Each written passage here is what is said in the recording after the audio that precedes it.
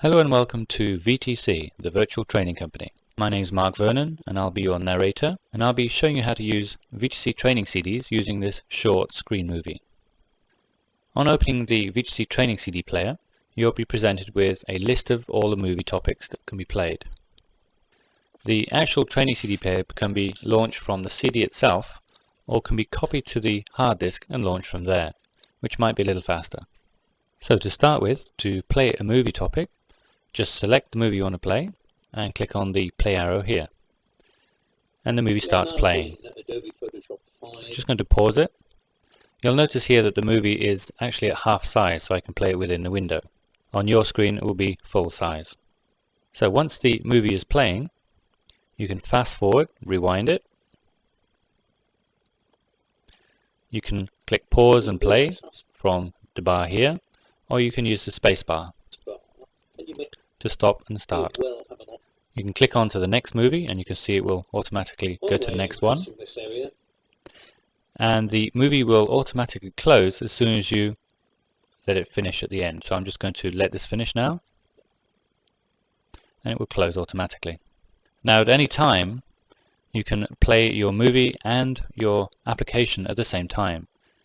So I can double click on a movie to play it and just pause it, but you can have it playing at the same time as having your application open. So to close the movie, you can either use the close box here, the close button here, or use the keyboard shortcut Command W, like so. You'll notice another button here, and this is for automatic play of the movies. If you start playing the movie here, for example, let's just put it at the end. Let it close and it will automatically go to the next movie, and it will carry on until you click close, and then you can go to another movie. Now you'll notice as you play the movies, it italicizes the topic name and puts a tick next to the movie icon, and this is to help you track your movie playing. If you want to remove all of this, you can use the reset button here, and that will reset it back to unviewed status. Now VTC CDs have many movies, some up to 300 movies, and it can be a little difficult finding the movie you want. So we've got a find feature. Just click on that, search for a topic, click find, and up comes a list of movies. So choose the one you want and then view the movie.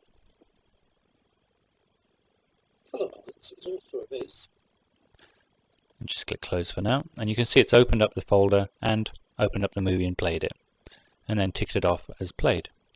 I'll just reset that and close the folder. The question mark here just plays the help movie that you're watching at the moment. Down here in the Internet Resources menu, you can choose to go to our VTC homepage with information on tech support, ordering information, and other information on VTC CDs and other services. We also have a link directly to the online university, and here you can play from over 12,000 movies completely free. Now the difference between the movies online and the ones on the CDs: online they are lower quality sound, they only play at 1 frame a second, as the CDs play at 5 frames a second. And obviously it's a lot faster to play the movies off the CD than it is online. But other than that, it's completely free. Like I said, we've got 12,000 movies up there, increasing by about 500 movies a month. The Register Online allows you to register directly into our database, and this gives you access to half-price upgrades on future products. Now, if for some reason you can't get access to one of these pages, like you choose VTC homepage and nothing happens, it probably means that you haven't had the settings in Control Panels, Internet set properly. If you have a look at the Web tab here, down here you've got Default Web Browser. Now normally it launches Internet Explorer, but if you can't see it, then you'll have to set the browser that you want it to launch into. At the moment I've got mine set to Netscape. Back to the playing of movies, there's a couple of keyboard shortcuts that might make things go a little bit faster. First of all, you can select your movies and just hit return key, and that will automatically play the movie. You can then close it, Command W, use the keyboard's arrows just to go up and down, again press return, and so on. On the chapters as well, you can select it, use the return key to close it and open it, and then use the arrow keys to go down and open up the chapters. For the find, you'll also find Command F or Control F to find, and find again if you want to find another instance of it. Now what you've been looking at here is the single user training CD. If you want to use it on a network or intranet, then VTC offers 10, 20, 50 and 100 user licenses, as well as a complete library for intranets within universities and schools. Pricing can be obtained from VTC and the different offices, and these details are on the website at vtco.com. VTC is constantly working on improving the interface to playback movies, and we are working on such projects as question and answer sessions to go with the CDs. The training CD interface that you see here will work with any of the new CDs that we're producing. So if we update the interface here, you can just download a new one from the web, and that will work with your existing CDs. If you have any comments regarding our CDs, any requests, please direct them to comments@vtco.com. And that's about it from me. I hope you enjoy using VTC training CDs.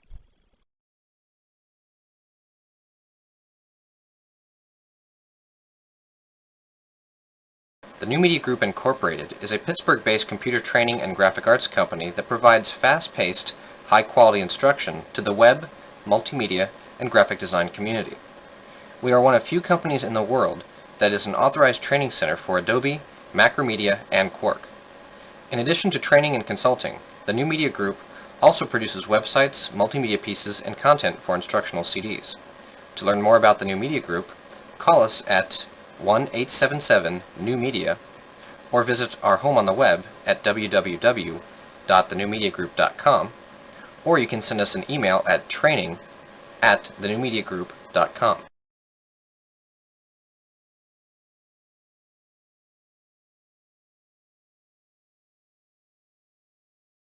Hello, my name is Chris Rasmussen, and I'm going to be teaching JavaScript to you. And welcome. I am the president of a company called the New Media Group Incorporated in Pittsburgh, Pennsylvania. And I'd like to welcome you to VTC's JavaScript training CD.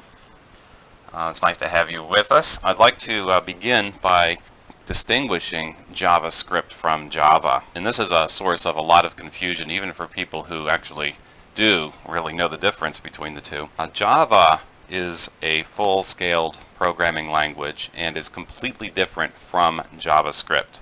JavaScript, in fact, is more closely or more appropriately known as a scripting language, and it also is somewhat easier to use than Java. Java is a full-fledged programming language and is fraught with all sorts of technicalities, which are actually much more difficult than those which you get into with JavaScript, although JavaScript is not easy by any stretch of the imagination, although hopefully after the CD you'll have a much better time of it than you would on your own. JavaScript and Java have no common root. They weren't both derived from something, although if you look at Java and you look at JavaScript, as it's been typed out onto a page, you will notice that there are some similar constructs between the two languages. Okay, so Java primarily is used for the creation of applets or servlets in the web development arena. JavaScript is used for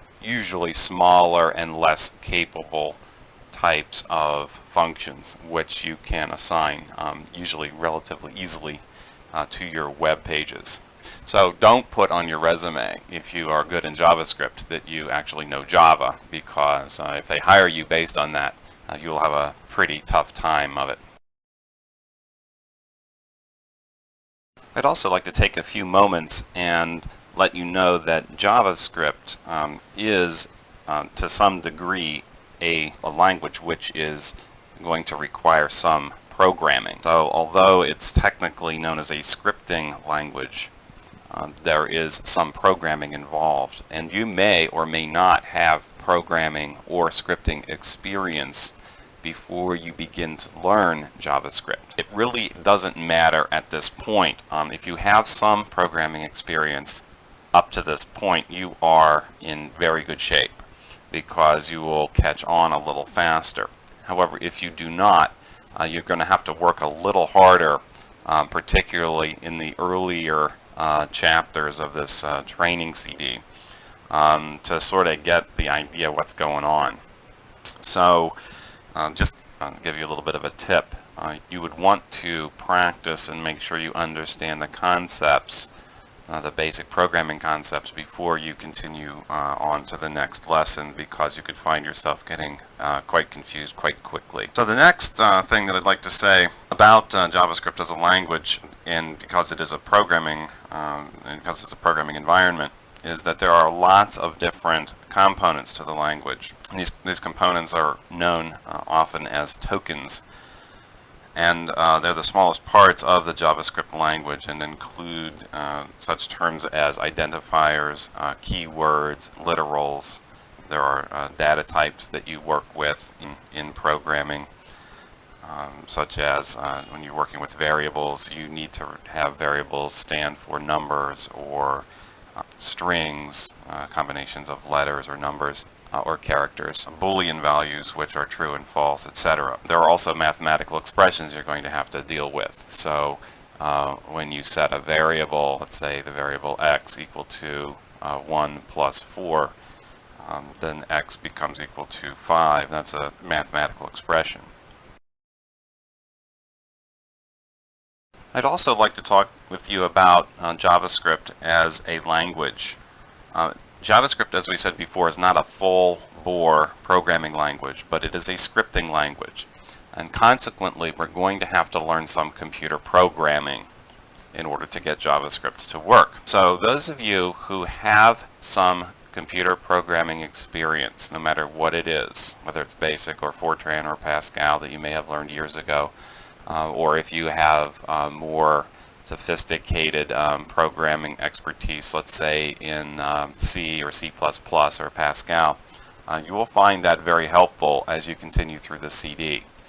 But I don't want to scare anyone away from JavaScript or learning JavaScript if you don't have that programming background, because it actually is fairly easy to pick up. JavaScript is. So I want to just sort of caution you about feeling too confused or feeling too uncertain.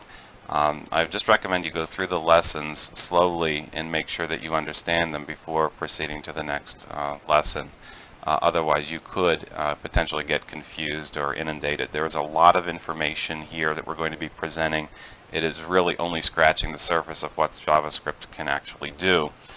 And it's very easy for people to feel overwhelmed, and I just want to caution you against that. If you feel overwhelmed, that's fine. You'll just need to spend a little bit more time working with JavaScript to get the hang of it. Okay? And there are lots of sources out there for JavaScript. There's numerous books which we'll be mentioning later. There are a lot of websites out there devoted to JavaScript, either in full or in part. And just want to make sure that you are okay to go with this, because it can get a little complex as we get deeper and deeper into JavaScript. So, as in other computer languages, you are going to be faced with learning certain terms, some of which are a little bit confusing sounding. There are terms such as variables. If you've done your training through high school, you've probably run into algebra or trigonometry and technologies like that. And so you'll be working with variables here in JavaScript. Also, variables can be assigned to different things, not just numbers, but to actually letters and numbers and combinations of characters. Those are known as strings in JavaScript. You may have JavaScript functions, which are basically commands in JavaScript that you can actually execute within your code. And there are also different and more complex types of things that you actually work with in JavaScript, one of which is called objects, and we'll talk about objects as we continue on through the CD. But this is a very big source of confusion to new users of JavaScript, and hopefully through the explanation on the CD you'll get a good idea of what that's all about. There are mathematical expressions that you use in JavaScript. Mathematical expressions meaning x equals x plus 5, for example. What does that mean? Well, it basically means that x is going to be incremented by 5, and the results of that are going to be stored back into the variable x. So there's certain things like that which we will be coming up against as well. There are operators in the JavaScript language, operators allowing you to add things together, which would be addition, subtraction, multiplication, division, etc. Or there's operators in which you can take one set of letters and basically append them to another set of letters. That's a function known as concatenating strings. Concatenating is just a big word meaning putting the two together. Okay, so there are again lots of terms that we're going to be using. I will do my best to clarify the usage of these terms as we proceed, but the main thing is don't be scared. Another brief note that I'd like to mention about JavaScript is JavaScript is mostly used as a client-side technology. It relies on the end user's machine to process or execute JavaScripts. And although JavaScript can be used at the server, okay, or what's known as server-side processing, most of JavaScript is actually written and executed on individual machines. Again, JavaScript primarily is used for client-side processing versus server-side processing. And this gives us a number of advantages. The first advantage is that the JavaScript that is executed actually is executed with more speed because the server doesn't have to process it. So there's less burden on the web server. There's more speed because it's executed on the client's machine. Okay, and it also cuts down on network traffic, also increasing the speed at which you can get information or details about your web pages or what have you from the JavaScript executing. Okay, finally, before we get started actually writing some JavaScript, I want to mention to you what you actually need to create JavaScript, or JavaScripts, and that is you need to have something like a very simple text editor. And I'm working here on a PC machine, although you can write JavaScript just as well on a Macintosh. I'm going to be using Notepad on the PC. You may use simple text on the Macintosh. That's what you're using. And you'll also need access to a web browser. And the web browsers that you can use are anything from Netscape Navigator 2.0 and up, preferably 4.0 and up, and Internet Explorer version 3 and up. Okay, Internet Explorer versions 2 and earlier will not work with JavaScript, and Netscape Navigator version 1 will also not work with JavaScript. Also, certain clients' machines which have newer browsers can have their JavaScript disabled by toggling a preference in their browser menus. So one of the things that you need to make sure of is that you have JavaScript enabled for your Navigator or Communicator or Internet Explorer. So that's very important. And again, simple text editor and a simple browser is fine. I'm going to be using Internet Explorer 5, and I'm going to be using Notepad throughout this class, although you may be using also the Netscape Communicator. It works just as well under most circumstances.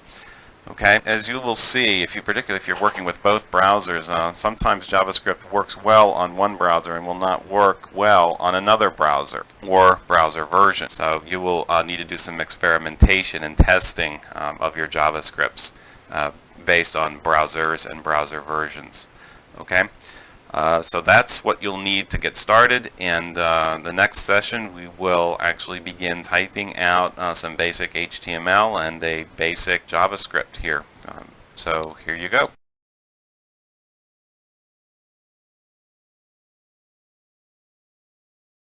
One of the great things about JavaScript that I didn't mention earlier is that you can embed JavaScript directly into your HTML. This is a major advantage over other types of technologies in that you can troubleshoot your web pages and your JavaScript both in the same document. So I'm going to begin by typing out all of the necessary tags for a basic web page. And if you have a text editor open, either Simple Text or Notepad, I'd recommend you follow along here and then duplicate the typing of the scripts after you pause the CD.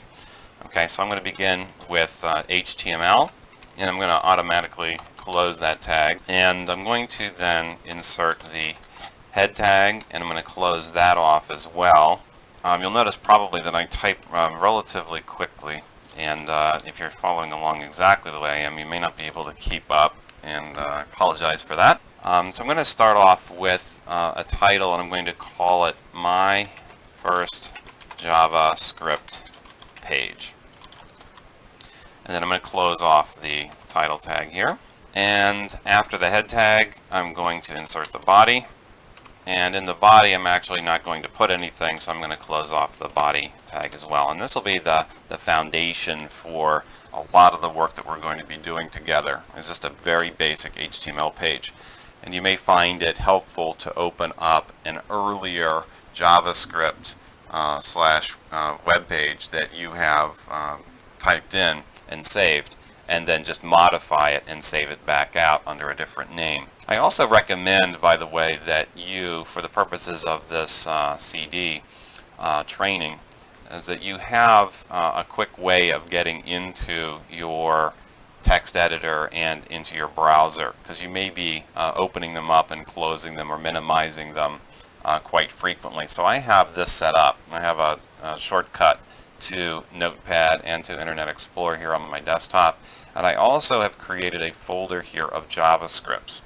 And I'm going to recommend that you save your JavaScripts to your desktop and then file them away later as you accumulate them on your desktop. It's just a little easier to save from time to time if you do that directly to your desktop, and then just use the folders again as a filing method later on. So I'm going to now take this file and I'm going to save it as, I'm going to save it basically as a name called JS, and I'm going to give it a 01 afterwards, and I'm going to put HTM at the end of it. I sometimes actually like to prefer using lowercase letters here, so I'll retype that. I'll go out to the desktop and I will save that HTML document directly to the desktop, and it will appear out here. There it is. And it won't do anything, except it will just have My First JavaScript Page out in the title area. So how do you actually begin working in JavaScript? Well, it's actually very simple to begin, and that is wherever you want to put a JavaScript, you need to tell the browser that you want to actually create JavaScript, and that's done using the script tag. So the attribute for the script tag is actually language, okay, and this can either be upper or lowercase. And then you put the word JavaScript in quotes here, and it doesn't matter how you type this out. It can be a capital S. I like to do that. And then you type your script, and then you terminate the script with a closing script tag as well.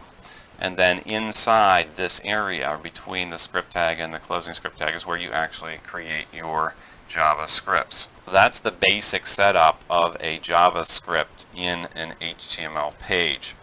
And what we're going to do now is we're going to leave this lesson, and then we're going to go on to the next section, and we're going to actually create some JavaScript functions and learn how to create comments and how to bulletproof your JavaScript so that older browsers won't throw up errors or whatever when your scripts are actually being read.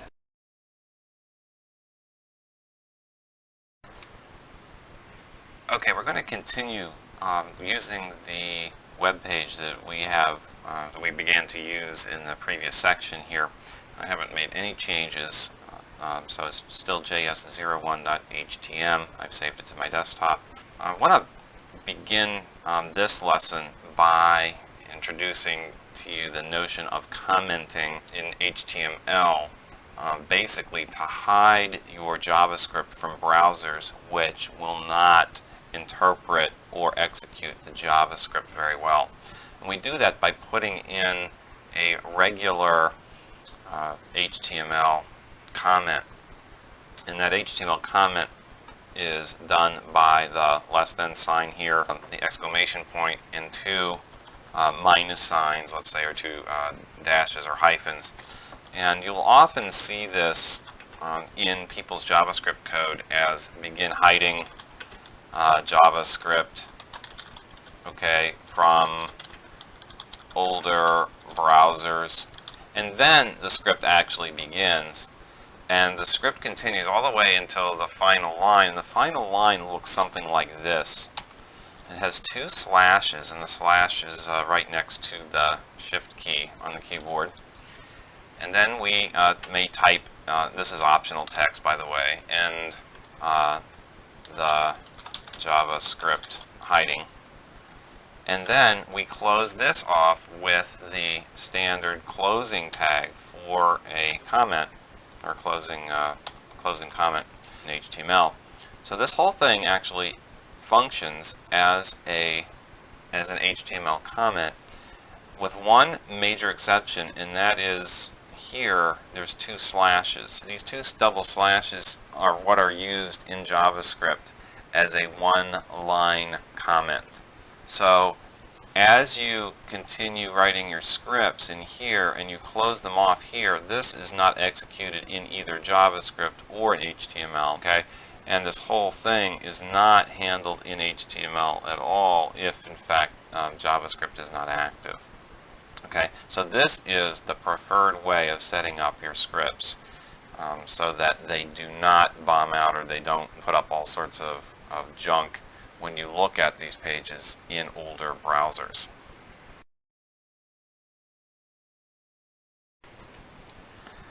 Okay, we're going to proceed now with an actual line of JavaScript here. So here it begins. We're going to begin with a JavaScript function or method, as it's called a document write.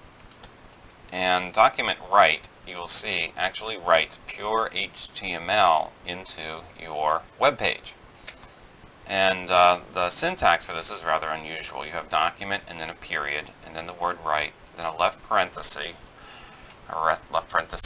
and then you type a quote in here and you type in now anything that you want to appear as pure HTML in your web page. So that can be very simply, this is my first line of my first JavaScript web page.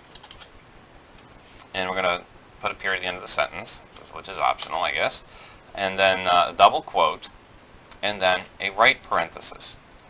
So now you have document.write and then left parenthesis. Inside of that, this is known as a string, and a string will write out as pure HTML in your web page, and it's closed off by a closing parenthesis.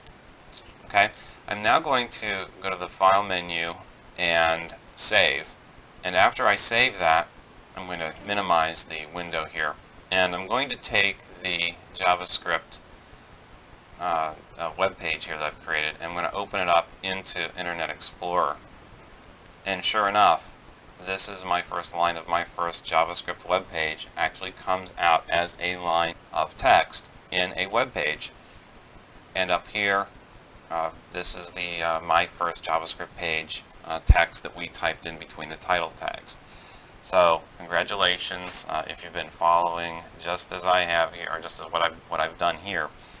You will have created your first successful execution of JavaScript.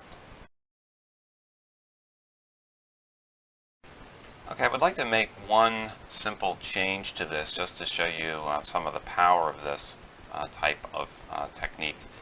And that is, I'm going to go into my document write command. So this is the same exact code that we had up before. And I'm going to insert inside the quotes an HTML tag. Okay, I'm going to insert a header tag here. I'm going to insert the H3 tag. This is my first line of JavaScript. And then at the end of that sentence, but before the double quotes, I'm going to close off that head tag. So I'll put a /H3 here. So again, what you see is document.write in quotes, or left parenthesis quotes, H3. This is my first line of JavaScript web page. And then closing that tag off inside the double quotes. It's very, very important that you do that. Okay, I'm going to save this as, and I'm going to save this as JS01A, because it's basically the same script. I'm just doing it with a little bit of a modification here in terms of the HTML that it's going to actually produce. So I'm going to hit save, okay, and I'm going to minimize this, and there's JS01A.html. I'm going to bring this up into Internet Explorer. And you'll see here that that tag, that header tag, actually is also executed inside that string that we used as an attribute into that JavaScript command or JavaScript function. So you may want to experiment with a couple of different tags and see, or HTML tags, and see how they are written out into a web page when you are working with JavaScript. I'm going to minimize that, and then I'm going to continue opening that web page here, HTML page. So I'd like to tell you is that the script, JavaScript that we've written, okay, is placed in between the head tags here. So there are two basic places that you're going to be putting your JavaScripts. One is between the head tags of your document, and the other place is actually at some point in the body of your document. And that's done in several different ways, as you'll see. But here, the page, as it's being executed or interpreted here in the browser, will actually execute the JavaScript if you ask it to. So when the web page is being written, it actually writes out this information directly into the web page. So instead of enclosing it in the body, it actually becomes part of the body of HTML that's actually displayed in the browser. So again, one of the ways that you can write HTML is directly between your head tags using JavaScript. This becomes important not for writing text to general web pages, because you can do that just as well between the body tags, but it becomes much more important when you actually open up JavaScript windows and write information into those.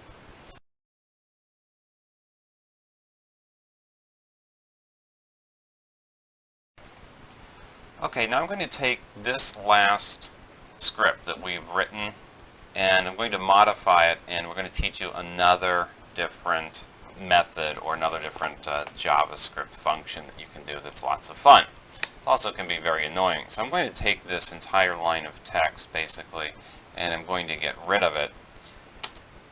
I'm going to leave the double quotes here, and I'm going to remove document.write, and I'm going to put in something called alert. So we're going to create an alert window, okay, otherwise known in some circles as a message box. And I'm going to type in, hi there, welcome to my web page. Everything else basically stays the same, only I'm going to change the title up here, and the title is going to change to alert function, okay? And basically everything else is going to stay the same. We're going to leave the comments here, we're going to leave the script tags alone, everything else is fine. Now I'm going to save this as JS02.htm, and I'm going to save this also out to my desktop, minimize the window, and I will take that information and I will place it onto the web page here. I'm going to minimize there. I'm going to reduce the size of this window here. I'm going to take the JSO2, and by the way, this is probably the fastest way and the most reliable way of doing this. And sure enough, we get, "Hi there, welcome to my web page." And that comes up in a little alert box. And one of the main things about an alert box that you will need to know is that it only has one button, and that's the OK button. You can't close it, you can't close the window, but instead you can only click OK to get out of it. And until then, the web page will not continue to load or function in any way. So it's waiting for user input at this time. So I'm going to click OK, and we end up with nothing. Okay, which is fine, which is that's exactly what I was expecting, because we didn't write out any HTML to the page after we executed that particular JavaScript function. Okay, so that's the alert function in JavaScript.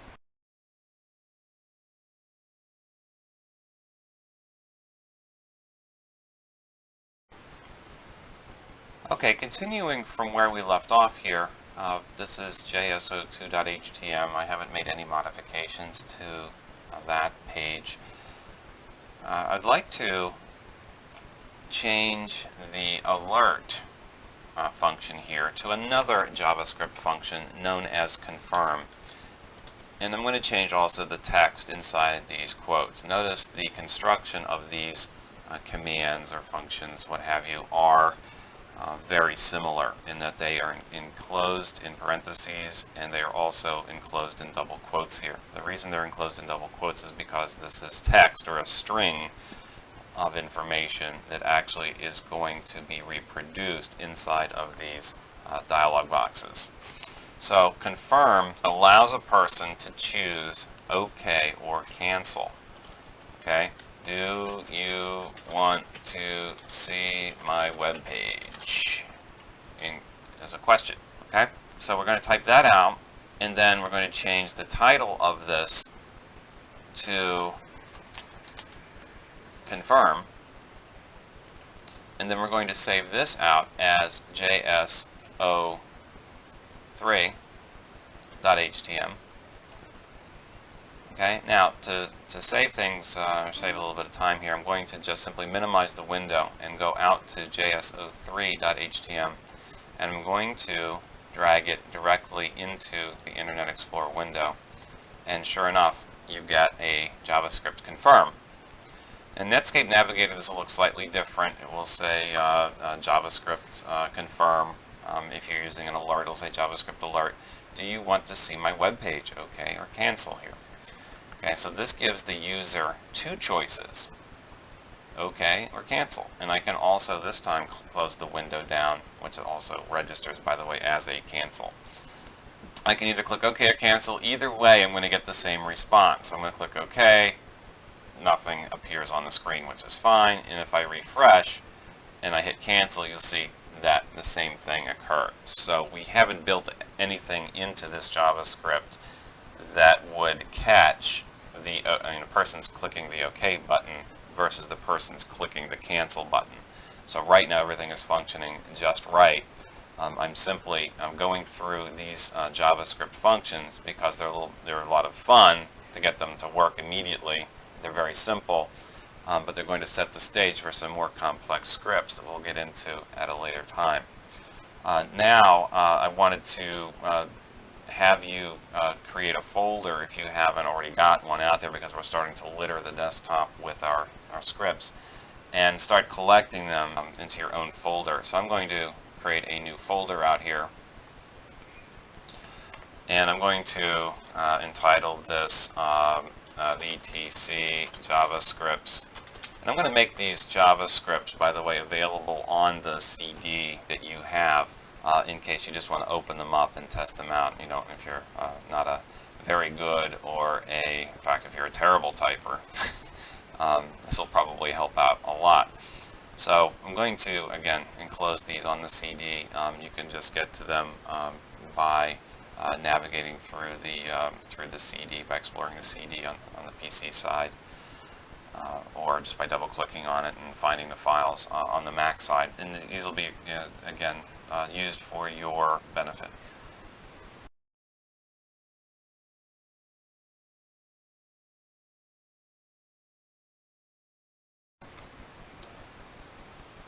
Okay, there's a possible problem you may have had, which I haven't addressed yet. I want to show you the problem that might have come up for you already in JavaScript. And I've created a file called jso3a.htm, and I'm going to drag it over into my Explorer window here, and you'll see that I'll get an error message here. A runtime error has occurred. Do you wish to debug? Line 6, error object expected, and then I have a chance of saying, or choice of saying yes or no here. I'm gonna click on no here. Now I have Visual InterDev installed on my computer, which will allow me actually to open this web page up and debug it. So you may get a different dialog box, but basically the JavaScript that I typed up won't work. But if you look at the JavaScript for JSO3A, you will notice that everything seems to be right. Okay, there's actually one little change, which if you have very sharp eyes you can pick out, and that is that the word confirm I spelled with a capital letter here. And that in fact is what is causing the script to bomb out. And this is very annoying because when these dialog boxes come up saying that there's an error, the user thinks that something that they've done wrong. Okay, and that's something you should avoid at all costs, because people are paranoid enough that they're using these computers, and computers are basically controlling their lives. So they think that if they've made a mistake and it's something that they've done to screw up. So you want to, again, avoid that. But the main thing to take away from this particular exercise, or this particular point, is that JavaScript is case sensitive. It is very, very, very important that when you type out function names and variables and whatever, you use the proper mixture of upper and lower case. And in fact, there is no such thing in JavaScript as a capital C confirm. And in order to get this JavaScript to operate correctly, you're going to, or execute properly, you're going to need to change that capital C to a lowercase c. Okay? So I'm going to save this as jso3b.htm. Okay? And I'm going to do this out at the desktop here. And if I take that same script, modified just by that one letter, you can see that now the script executes flawlessly. So one last JavaScript function that I would like to teach you this time, and that is the prompt command, or the prompt method. And what this does is it allows the user to enter in some text. Text can be a series of letters, characters. You can have the user enter in numbers if you wish, and then either cancel or click OK. And this is done through the prompt dialog box. And the prompt dialog box is executed. I'm going to change the name of the title here. Prompt dialog box is executed by something very simple. It's called prompt. This can be used, and it's usually abused out on the web, is please enter your name. Okay, so prompt, and then again parentheses, and then double quotes inside that, because you're going to be taking a string of information, okay, a combination of text and numbers perhaps, and you want to put that information in the prompt dialog box. I'm going to save this as JS04, and I'm going to open up Internet Explorer here. I'm going to take JS04 and I'm going to drag it directly into here, and sure enough, we get a JavaScript prompt. Please enter your name, which is the information in the quotes. And we are surprised here by a word called undefined, which happens to come up automatically in JavaScript if that's the way we type our code. So we're going to change this. A few things that I'd like to note to you. One is the information here in the title bar of the dialog box or the window or message box, however you want to call it, cannot be changed, and neither can this where it says JavaScript prompt, not directly anyway through the prompt method. So you could type in your name. My name is Chris, so I'll type in the name Chris and click OK or whatever, and that'll be the end of the function so far. Okay. If I go into the script itself in Notepad, and I make one small alteration here, and I do that by adding in another attribute, or basically it's another parameter which this function actually needs for a default.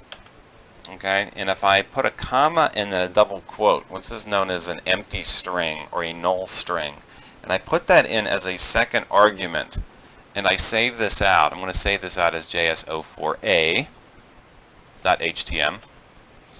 I'm going to save this out again to the desktop. All right, and eventually that will pop up. There it is. We're going to pull this into Microsoft Internet Explorer, and it says please enter your name. Notice it no longer says undefined. It just simply gives me a blinking cursor here, and then I can type in my name and click OK, and I'm running. So the information in between the second series of double quotes comes in by default. Now, let's say you have a person who continually visits your web page, and his name is Joe. Well, if we put Joe's name in here in between that series of double quotes, I'm going to save this as js04b.htm. Okay, and then we're going to take a look at this. You'll see that it automatically brings up the name Joe by default. And if in fact the person viewing the page is named Joe, they don't have to type it in. They just click OK or hit the Enter key. In fact, if it's somebody other than Joe, then they can just simply type, like my name's Chris again, so I'm going to type my name, click OK. It'll type directly on top of Joe, and Joe will be gone forever. So in the prompt function in JavaScript, you have two parameters. One parameter is the information that you want to have displayed in the window, giving the person instructions, and the second parameter is a default.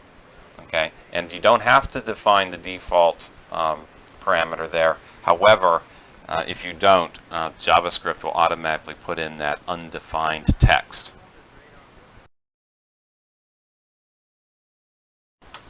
Okay, the last exercise I'd like to do for this section is to combine document.write with the prompt dialog box, and this will produce some rather interesting results, as you'll see. So again, the document.write function will take text and it will write it directly as HTML into your web page. And prompt asks for information from the user, and we're going to combine the two.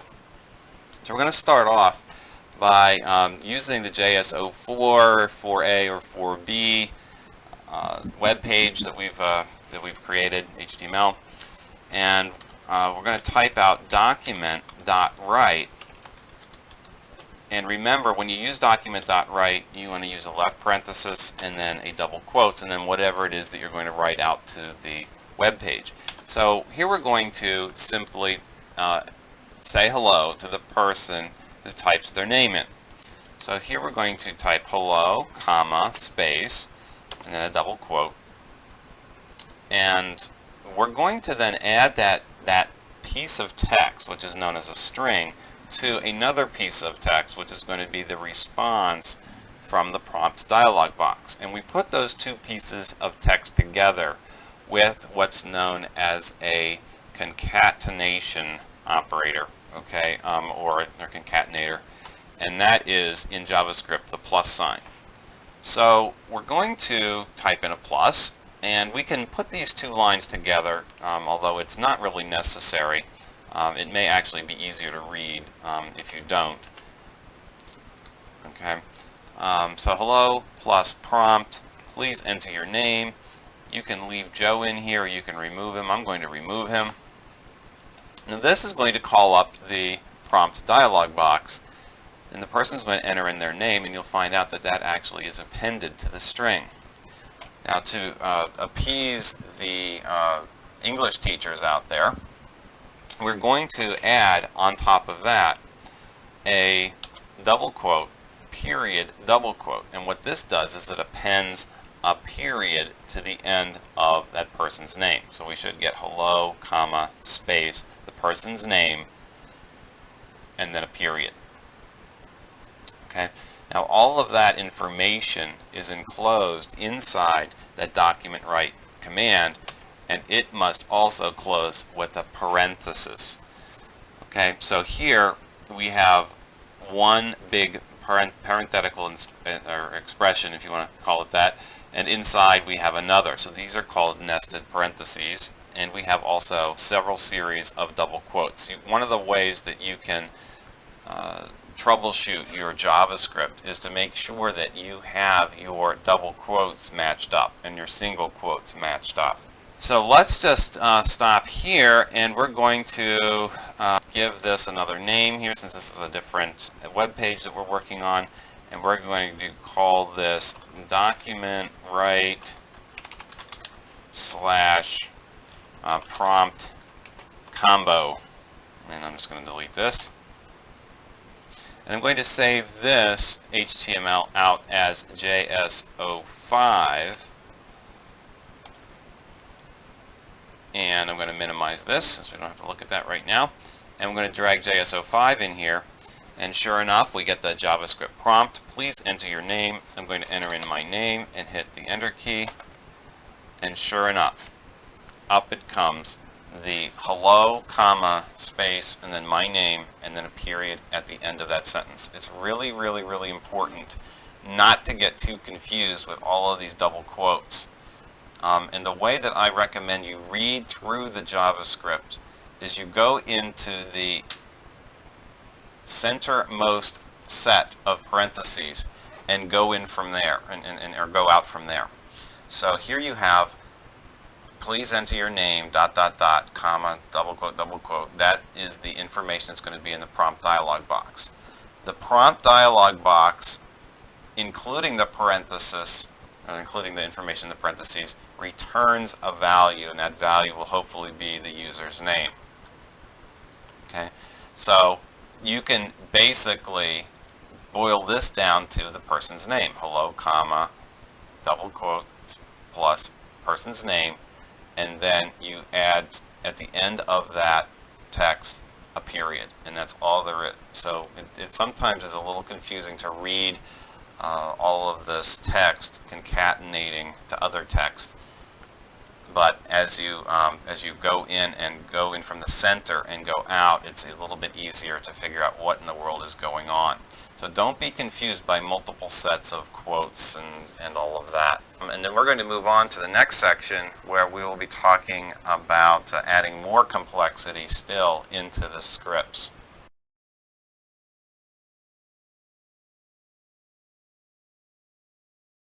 The next level of complexity that I'd like to add to the JavaScripts that we've been writing is that of working with variables. And a variable is a placeholder for something. So to talk about a placeholder, you might want to think of it as basically a cup or a container. Your cup may contain coffee, or it may contain cola beverage, or it may contain water, or it may contain nothing. So in JavaScript, you can assign a value of some sort to a variable. This is very similar to what you may have learned in algebra in high school. And you know, you have x and you have y, and x equals 3 and y equals 2, and therefore x plus y equals 5. So in order to do this in JavaScript, we type the word or the command var. So I'm going to do this right here in JavaScript 05.htm here, which I'm going to modify just a little further. You'll see that we're going to be using a lot of these scripts that we've used from previous sessions, and we're going to modify them to make the scripts more efficient or more readable. So I'm going to create a variable name. Now, a variable name in JavaScript is known as an identifier, and there are a couple of rules that you need to adhere to when you create these identifiers, and that's the following. A variable must begin with a letter, and the letter may be, again, A through Z, or capital A through capital Z, or an underscore. That's what a variable must start with. But a variable may include different combinations of letters, underscores, or numbers, or digits 0 through 9. So I can create a variable called A, or I can create a variable A1. I'm going to create a variable name called prompt text. And I want to note a couple of things here. One is that your creation of variables should be with words or a description that is very similar to the way that the variable is going to be used. I'm going to be using a variable called prompt text, which is going to be the text that I'm going to be using inside this document write prompt that we'd been working with in the previous session. And what I'm going to do very simply here is I'm going to take the prompt text here, prompt please enter your name, ... like this, okay? And actually I'm going to take this whole thing, there we go. I'm going to assign that to the variable prompt text. So I'm going to cut this out. I'm going to go to the edit menu and cut, or Control X, and I'm going to paste this right here at the end of this variable line. This basically means create a variable called prompt text, okay, and assign it to this, prompt please enter your name, quote, comma, quote, quote, etc. Okay?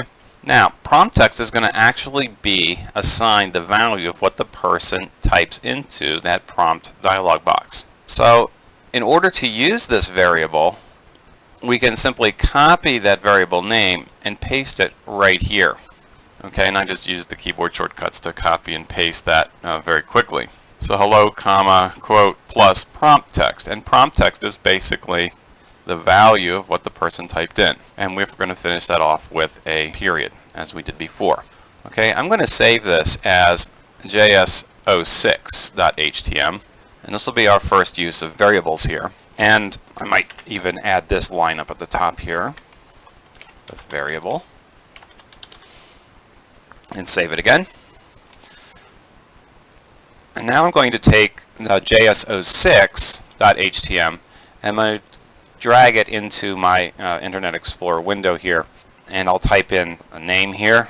I'm going to type in a different name just to keep people on their toes. Click OK, and sure enough, the JavaScript works exactly the same way. Only it has substituted a variable for that prompt information. So when JavaScript hits this line, it sees the prompt command and it opens up that dialog box and it takes what the person has typed in and it's essentially substituted that information into this variable. And then we call that variable, or we use that variable down here in the document write line. That is probably the simplest way of describing and utilizing a variable in JavaScript. Now, a variable in JavaScript can have several different types of values. Okay, I'm going to type in a little comment here as I speak. So a variable may be text, which is known as a string. Okay, and a string is basically a combination of characters or numbers that you can actually type out on the keyboard. The variable may also be a number of sorts, and a number can be, there's several different types of numbers you can use in JavaScript. They can be whole numbers or integers, and they can also be numbers with decimal points or real numbers, or what are also known as floating point numbers. You may also have a variable which has a Boolean value, and that's Boolean, and Boolean basically means it's a logical variable, or a variable which can either be true or false. And this pops up numerous times in JavaScript. Okay, so those are the three primary types of variables that you work with in JavaScript. Okay, so the prompt text variable is actually a string variable. When we prompt the user for information through the prompt dialog box, the user enters in some kind of text, and then that prompt text variable stands for the text that was entered, and it pops up here in the document write command here in the JavaScript code. Okay, so again, variables can be either a string, a number, or a Boolean value, and they represent some particular value. The advantage of using variables is that variables can be accessed in numerous places throughout your JavaScript. You can have JavaScript actually occurring in several different places in your HTML page, and every time that we access prompt text, we could actually return the person's name. So we could just as well call this variable username.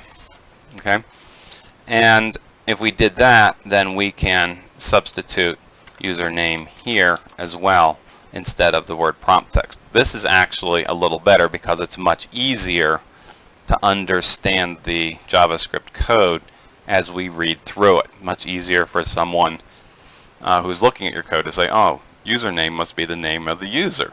Okay, so you want to use variables in ways which are memorable for you to make your troubleshooting a little easier, and also for anybody else who happens to be reading your scripts.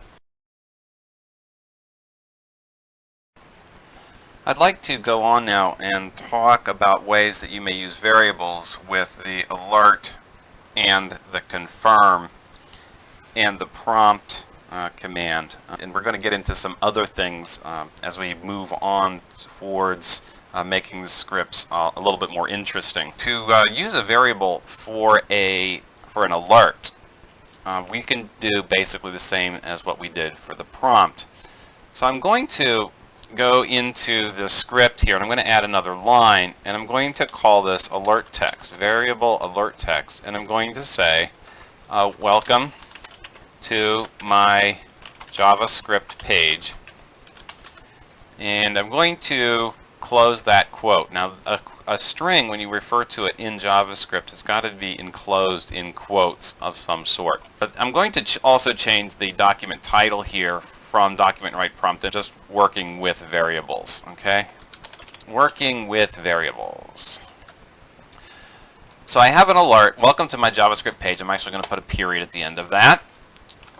And I'm going to create a variable for using with a confirm box. Okay, and I'm going to call this confirm text. Now, using the word text here as a part of the variable name is just for ease of reading. It has nothing to do with JavaScript. I could very well call these variables Frank and George if I wanted to. Okay, so confirm text is going to be, do you wish to continue? And a question mark at the end of that. And then I have variable username equals prompt, please enter your name. I'm going to now put an alert command in the JavaScript immediately after I assign all those three variables. And the first alert that I'm going to use is alert, and then I want the text that we defined up here to pop up in the alert dialog box. And that's how we do it. We do it without quotes. Okay, when we refer to variables, variables are mostly referenced in JavaScript without quotes around them. Okay, then after that passes, I'm going to have a confirm. This is going to be very annoying for the user, and I'm going to confirm text. And then with document write, hello plus username here, that is all going to remain the same. So I'm just going to add a couple different variables here, and you can see how these will work one right after the other. So I'm going to save this as js07.htm. And I'm going to minimize that. And I'm going to also find my Explorer here. I'm going to pop this up on the screen, resize the window a little bit. And I'm going to take JS07 and I'm going to drag it into here. And it asks me immediately for my name. It's actually already executed several lines of JavaScript code. I'm going to put in my real name here, click OK. And it says, welcome to my JavaScript page. So the variable alert text has the value, welcome to my JavaScript page. Click OK. Confirm text, do you wish to continue? That is the text that we assign to the variable confirm text. Okay. Then I click OK or cancel, either one, it won't matter. And then finally, that information in document write is actually placed out here in the document. So the only thing that we've done here is just added 2 more variables, and we've used them for both the alert and the confirm dialog boxes. Now I'm going to ask you to do a little bit of work on your own and see if you can come up with the proper solution for this little brain teaser. What if I would like you to enter your first name, then have you enter your last name in a separate prompt dialog box, and then write out in HTML using header level 2 a message which says hello and then your first name and your last name, and do that with variables. So I'm going to have you pause if you wish and try that example and work on that on your own. And then I'm going to, in a few seconds here, I'm going to start actually preparing that code, and you can test yourself and see how well you've done. Okay, so you might want to pause right now and then come back after you've finished trying your example here. One thing that, before you do that actually, is that you should make very sure that when you create your variables that you make sure that you continue to respect their case sensitivity. So if you're using a lowercase a, make sure that that lowercase a is being addressed whenever you work with that particular variable later on in the code. Okay, so pause the CD at this point and try to work on your own, and in a few seconds I will start right back up. Well, first off, we're not going to need the alert or the confirm information here, so I'm going to remove that, and then I'm going to create a variable. I'll rename this variable to first name. And variable first name equals prompt, please enter your name. Well, we're going to have this be our first name. Now, to make matters very simple here, you do this a lot in JavaScript, it's a really good idea to copy and paste. There's several reasons for this. One, it's easier on your hands, but second is that it's very easy to change the case of your variables if you don't copy and paste. Okay, so when you copy and paste, it makes things much easier. Variable last name equals prompt, please enter your, and we're going to use last name here. Okay, so we're going to go through several different prompts here. We're going to get a prompt for the first name, prompt for the last name, and the first name is going to be assigned the variable, or assigned to the variable first name, and the second name is going to be assigned to the variable last name. Then I'm going to take this document and I'm going to write out hello, comma, then I'm going to put first name here, because that's the name now that we're going to be using, and last name. Now if I just do this, first name plus last name, this will work. However, what you will end up with is no space between your first name and your last name. So I'm going to show you how this works, and I'm going to retitle this. I'm going to say working with 2 prompts, and I'm going to save this as js08.htm. And we're going to modify this in just a second because we'll find out this doesn't work quite so well. So this is now js08.htm. I'm going to pull this over here. Please enter your first name. Click OK, and please enter your last name. This is working so far, and then click OK. And yep, sure enough, there are no spaces between my first name and my last name. So we're going to need to make a modification. I also asked that you put this into a level 2 heading. So we need to do something else as well. In order to put the space in, let's handle that one first. This is quite easily done by adding a string in between the first name and the last name, which contains only a space. And that's done by using a double quote, a space, a double quote, and then the plus sign, and that will concatenate or add that single space in between those other two strings, or the two parts of the strings. So at this point we want to write that out, but we also want to write out an HTML header tag with H2, and that has to go inside the quotes. So I'm going to take that H2, I'm going to copy that, and I'm going to paste it right here before the double quote. It's really important you keep all of your HTML inside the double quotes when you do a document write. And this is going to be a closing tag, and that will be the final step. So I'm going to save that as JS08A. This will be the correct version. Pops up here, and we'll try that again. Chris Rasmussen, and sure enough, we get the space between the first name and the last name, and we also get it in a level 2 heading. If you got that answer correct, congratulations. If you didn't, that's fine. Just keep working until you've got this part mastered, because it's going to get a little deeper as far as complexity as we continue on into the next segment.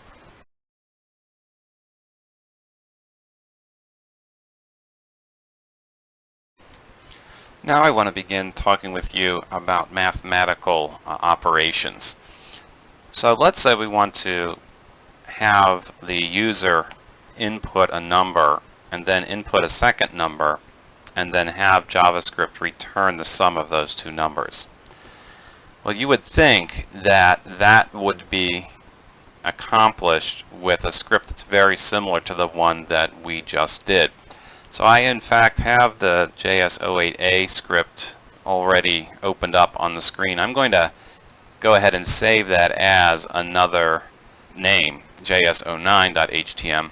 This will be our next series of JavaScripts here. Now I'm going to, at this point, go to the title of this document, and I'm going to call this Working with Addition.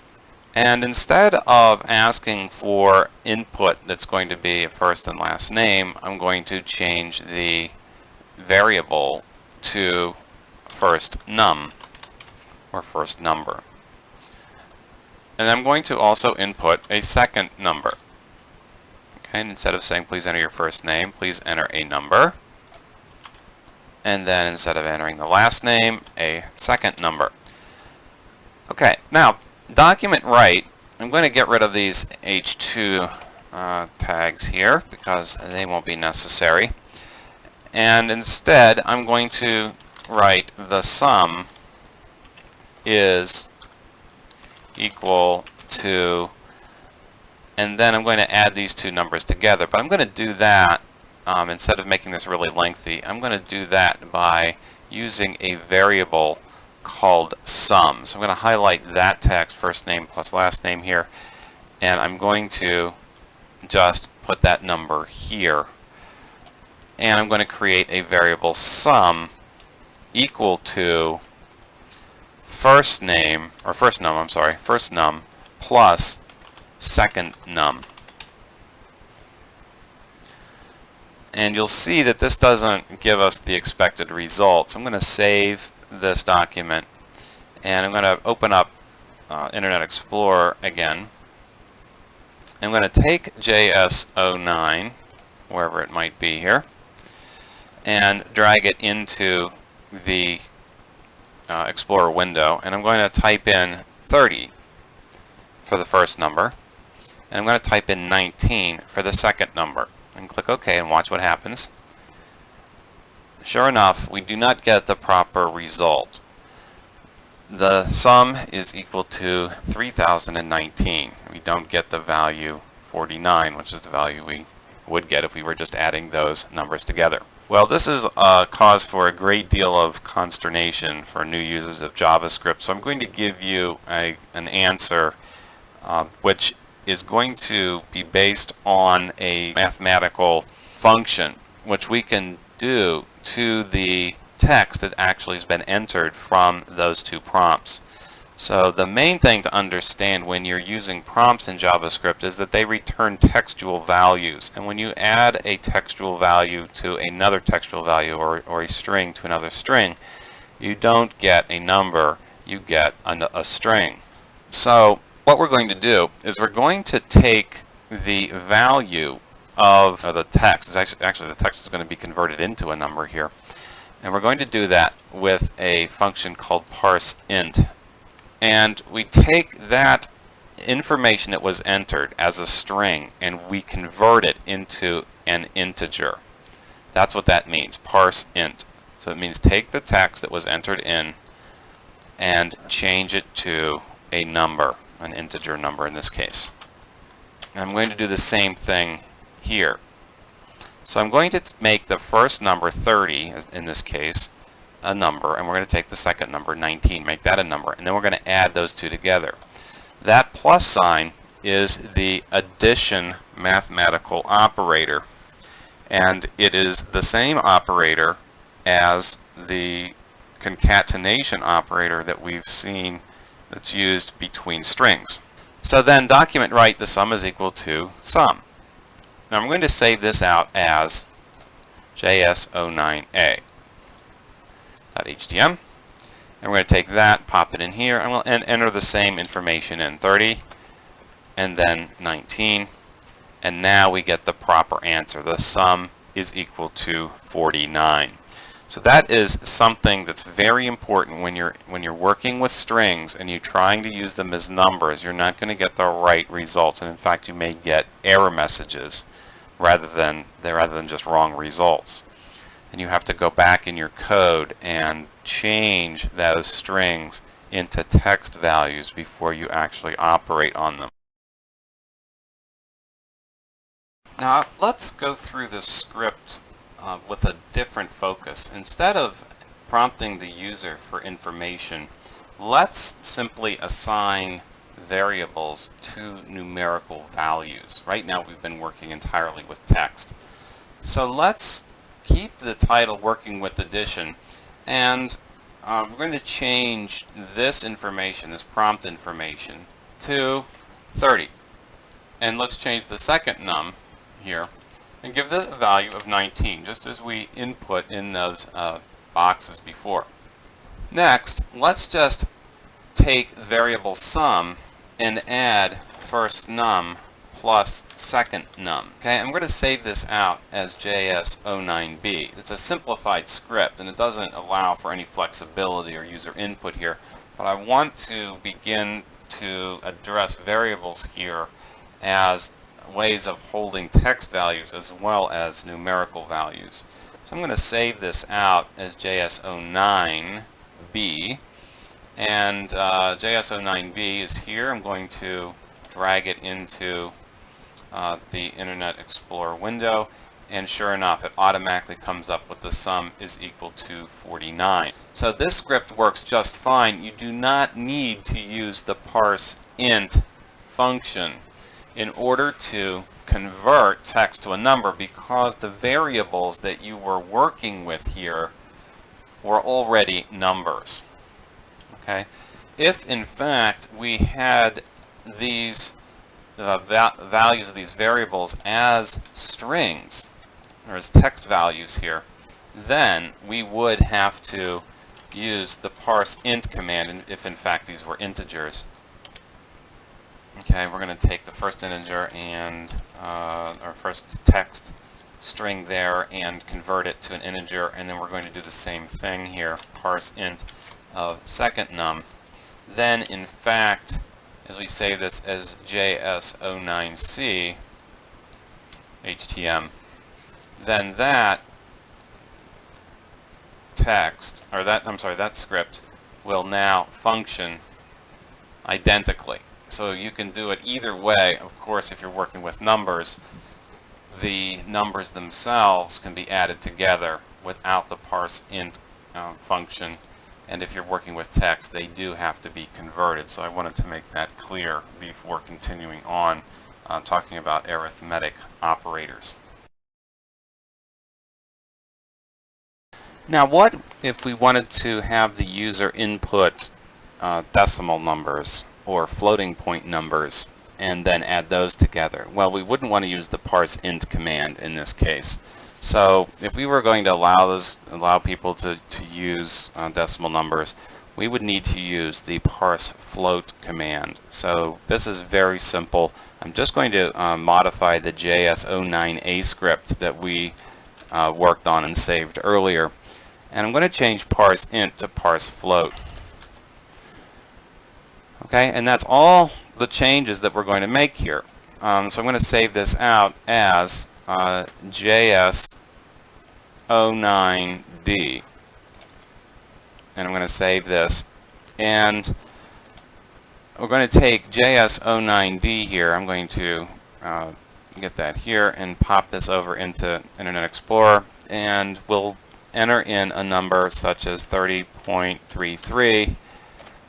And then I'm going to add a second number, which is going to be 19.001, and click OK.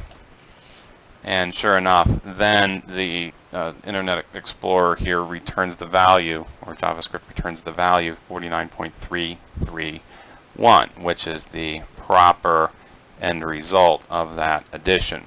So if you're working with decimals, then you need to use parse float. These are also known, by the way, as real numbers. Okay, I would like to talk now about more arithmetic operators. Now, I'm not going to go through all of these the way that I did with the addition, but I wanted to let you know what is possible here in JavaScript with regards to working with numbers. So in this script, JS09D, we added two real numbers or two floating point numbers together, and we got a sum. I'm going to save this script out as js10.htm, and instead of adding the numbers together, I'm going to subtract them. So I'm going to subtract them by highlighting that plus sign and just simply putting a minus sign there instead. And document write, I'm going to call this difference, equals parse float first num minus parse float second num. We still have to use the parse float commands because we're still entering information here into dialog boxes. Document write, the difference, in this case, is equal to, and then you want to use the variable difference. Very, very simple here.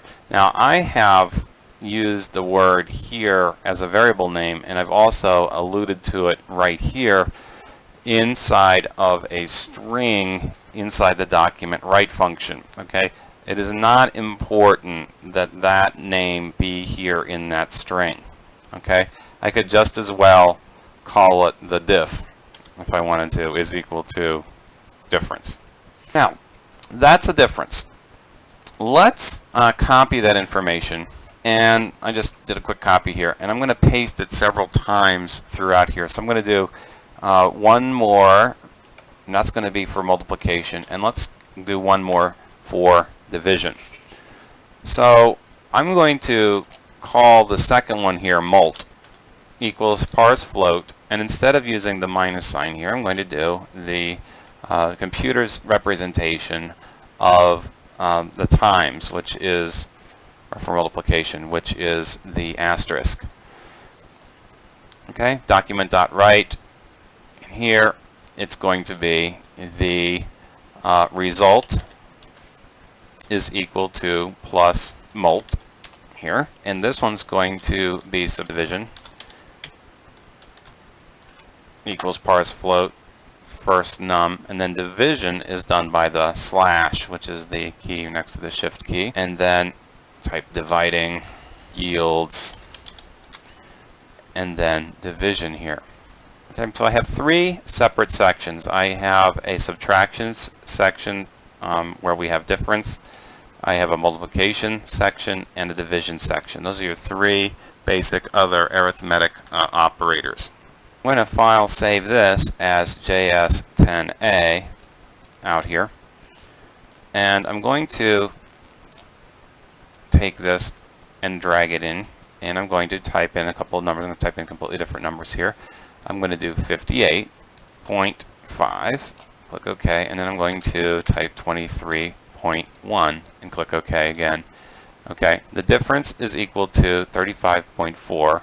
The result is equal to 1351.3500001, and dividing yields to 2.53246753246753223.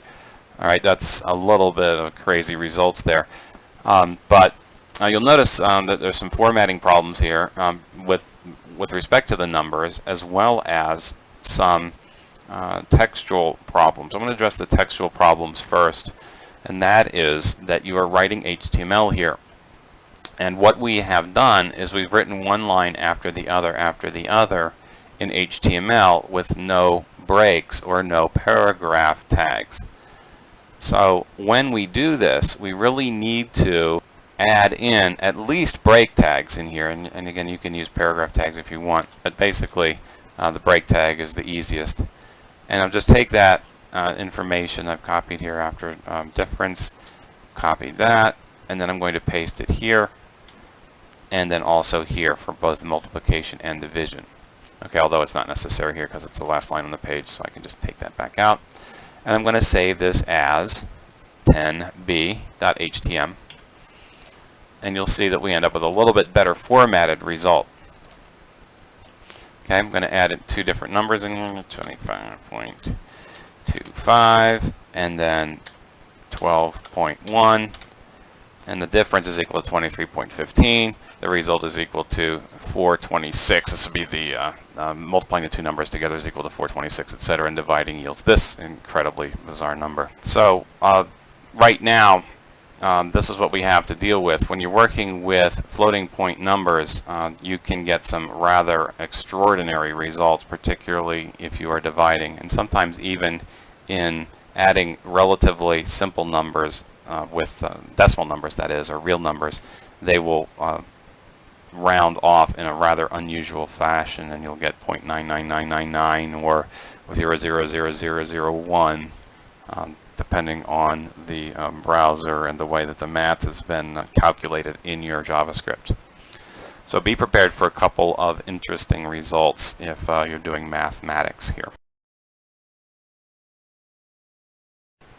For a lot of you, that last section may have been a little disconcerting. So I want to include a script on your CD, which is js10c.htm, in which I utilize the math round function. The math round function is very important because it allows us to truncate after a certain number of decimal places. And this is how I utilize that function.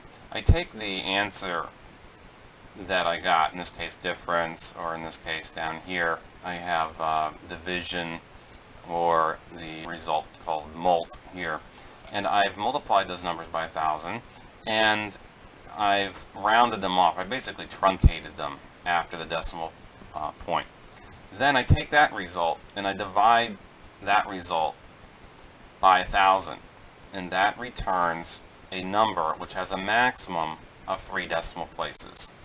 MathRound is a built-in JavaScript function, and it's very, very important for this function as well as others that you use the capital M in math. Math actually is an object in JavaScript which you can call through different types of functions. There's a lot of math functions in JavaScript. If you get yourself a book which lists out all those functions, you can see that there's quite a bit of flexibility that you have in doing standard types of mathematical operations. So instead of going through all the typing, etc., I'd like you just to look at this and make a note of it, and I'll show you how the script actually works. So I'm going to minimize this, and I'm going to drag the HTML document into Internet Explorer here, and I'm going to type in a few values, and these are going to be random values. And notice that I'm exceeding 3 decimal places here. And sure enough, all of the results that I obtain through this script using the math round function give me a maximum of 3 decimal places. And if it's not needed, for example here, under dividing, it actually loses the 0 here. So it doesn't give you necessarily 3 decimal places, but it certainly will if it needs to.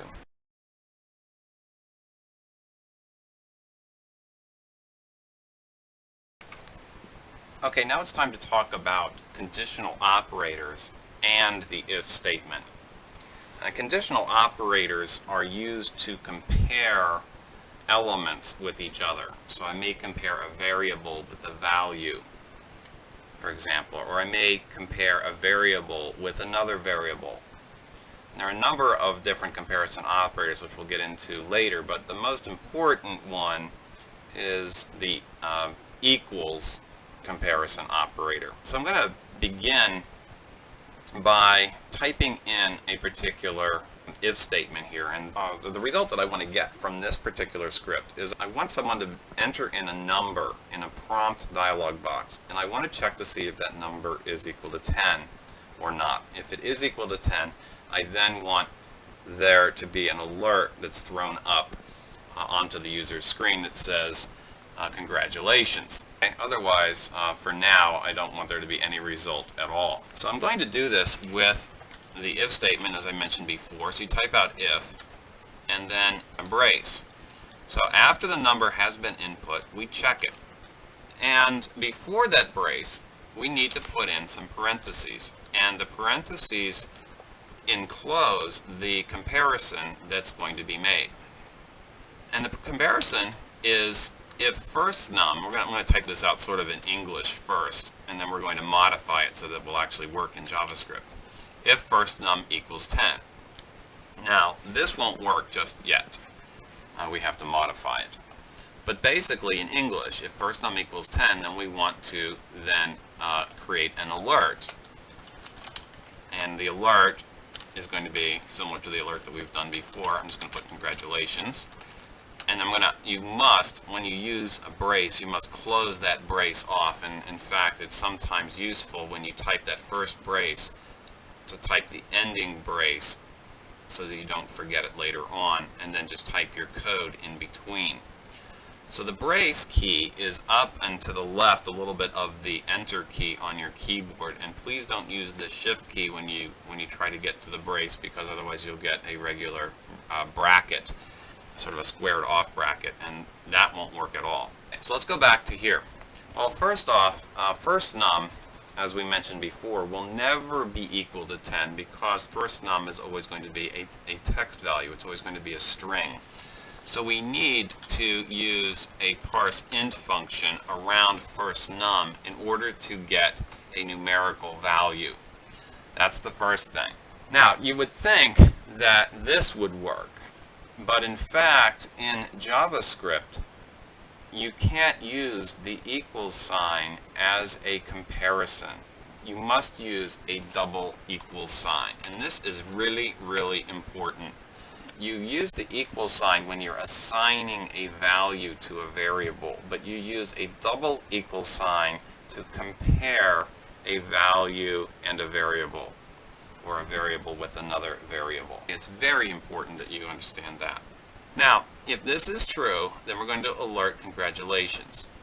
Now, I'm going to try this code, and you'll see that it really doesn't work. I saved this under JS 11a here, and I'm going to drag this over into the Internet Explorer, and you'll find out that it doesn't work at all. And I wonder why that is. So we need to now do some troubleshooting. And one of the ways that I troubleshoot is I try to match things up, such as opening and closing tags. And the other thing that I look for is spelling problems, or if I've accidentally put a space inside of a variable name, or something really, really picky. JavaScript is a very picky language with regards to case sensitivity, extra spaces in between or within variable names, etc. But it also needs to have the proper tags. So let's just take a look at this, and this is how I go through and troubleshoot code. I match up my HTML tags, my body tags, everything looks good there. My head tags, everything's fine there. Make sure that you've got the opening and closing less than and greater than sign here for each tag. The title tag is properly opened and closed here. But let's take a look at the script tag. The script tag closes off here, but oh, look at that. We have completely forgotten the beginning script tag. In my editing, I have accidentally erased that. So I'm going to select that text and copy it, and then I'm going to put it where it belongs, right underneath here with the title tag. And I'm going to take out that little slash there because it's a beginning script tag, and I'm going to save it again. So 11a now prompts us for a number. I'm going to type in the correct number because I can cheat if I want to. Click OK, and sure enough, I get congratulations. Okay, so the script now works. So in your troubleshooting, you want to be very careful to check all of the tags, the beginning and ending tags, as well as the spelling. Now, I'm going to continue on from here to create JavaScript 11b. So I'm going to file save as 11b. And I'm going to make a modification to this. And the modification I'm going to make is, well, what happens if they enter in the wrong number? Well, if they enter in the wrong number, then we want to let them know that they did so. And we use the else statement for this. And the else statement is very similar to the if statement, except that you use the word else. And we're going to alert, sorry, you guessed the wrong answer. And we put the closing parenthesis there. Now, we're going to save this out, and we'll look at that execution in just a minute. But first, I just want to call your attention again to the opening and closing brace, the word else, and the way that JavaScript is going to execute this code is that if this comparison here is true, it will execute what's between these braces. Otherwise, it will execute what's between these braces. If the number happens to be 10 that's input, then we get congratulations, but we bypass these series of statements here.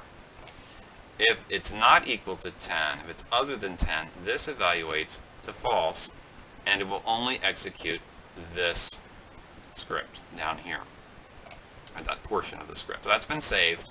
I'm going to go now to JS11b, pop this in here. I'm going to type in another number other than 10, click OK, and sure enough, we get an alert box in which it tells us that we have guessed the wrong answer. Click OK, and we're back to scratch here. So it's very important, again, to understand the if-else construction. You don't need the else construction unless you want to provide an alternative script to execute. If you just want to give the person congratulations, you can just use the if statement all by itself. There are several ways in which JavaScript actually gets executed in an HTML page. The first way is the way that we have been doing it up to this point, where between the head tags you have script tags and then you have code which is executed. Now that code is executed before the body of the HTML page is actually loaded into the browser.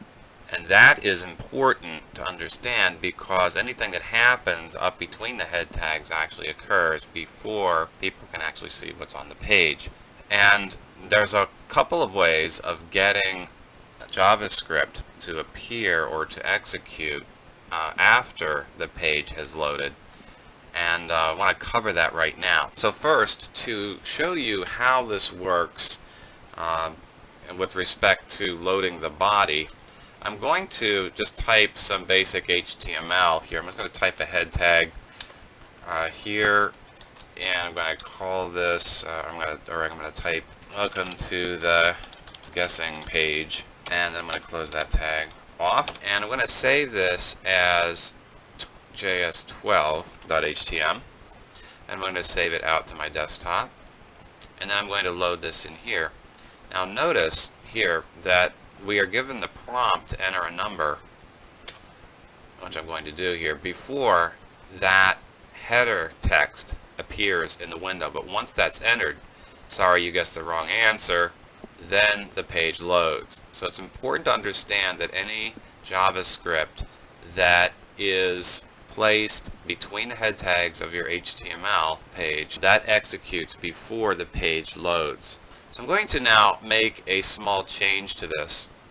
And the change that I'm going to make is I'm going to take the script information here and I'm going to cut it out from between the head tags. And instead, I'm going to place it right after my header tag. I'm going to save this as js12a.htm. Okay, so again, all I did was remove the script information from between the head tags and put it between the body tags instead. And I also put it after the welcome to the guessing page text is scheduled to load. So now I'm going to take 12a here and I'm going to load it. And here the text actually appears in the browser before I am asked to enter in information. So I'm going to type in the number 10, congratulations, and I win. So JavaScript can actually be placed in multiple places in your HTML. In the next section, we're going to talk about triggering JavaScript execution from the body. I have reopened the js12.htm file because I want to show you how you can call JavaScript from the body of the HTML document. And this is done using a JavaScript function. Now, in the js12a file, we simply cut the script from between the head tags and pasted it after the head tags here, or the header tag, welcome to the guessing page, in the body itself. Now this leads to some very sloppy looking web pages. They're actually a little difficult to read. They may be more difficult to troubleshoot, and I'd recommend not doing that. And instead, what we'd like to do is create a JavaScript function up at the top of the document between the head tags and then call that JavaScript function in the body. And this is how a function is set up. So after the comment here, after the script tag, we're going to create a function and we're going to call this function guess. And when you define a function or declare a function in JavaScript, you need to use open and closing parentheses. And you also need an opening and a closing brace. And the entire JavaScript, which is going to be involved in the function, has to be enclosed within these braces. So I'm going to go to the end of the JavaScript function here, or those JavaScript lines, but before the closing comment here. And I'm going to put a closing brace. It's really important when you create functions to create the opening and closing brace so you don't forget them later on. Because mismatched braces are a cause of a lot of execution errors in JavaScript. So it's better to handle those right up front. So I've now created a function called guess, and it's really important also to understand that that is an identifier similar to a variable identifier. It can begin with a letter or an underscore, and the case sensitivity is also very important. So the only difference between this script now and the last JS12 script was that, or is that, the code is going to execute here between the head tags, but it's not going to do anything because what we've done is just simply defined a function. So if we ran this right now, we would actually just get the text coming up into the web page. So to get this to actually execute, we can assign this to load after the page has finished loading. And the way that we do this is by typing an onLoad attribute in the body tag. And this basically means when the page has finished loading, go and execute this JavaScript function. And that's done just this way. we have to enclose the JavaScript function inside quotation marks here and inside the closing right angle bracket here inside the body tag. So I'm going to now save this as js13.htm. I'm going to drag that into the Internet Explorer, and sure enough, the same functionality is seen here as was seen in JS12a. And we can enter in a number. I'm going to enter in the wrong number and click OK, and we get an alert saying we guessed the wrong answer. So that functionality, again, is the same. The main difference is that the function is remaining at the top of the HTML document and it's not buried below. This is a very, very good way, and in fact it becomes a critical way of working with JavaScript as we continue, particularly as we get into scripts with more complexity. I'm still looking at the JS13 page now, and I want to explain exactly what is going on with JavaScript when it comes up on this attribute of the body tag. So again, when the page loads into the browser, the script is actually executed and the function guess is loaded into memory. Then later, after the body completely loads, then the guess function is called, and that function then executes, and we get our prompt. This tag onload means that after the page is finished loading, then it's going to do this.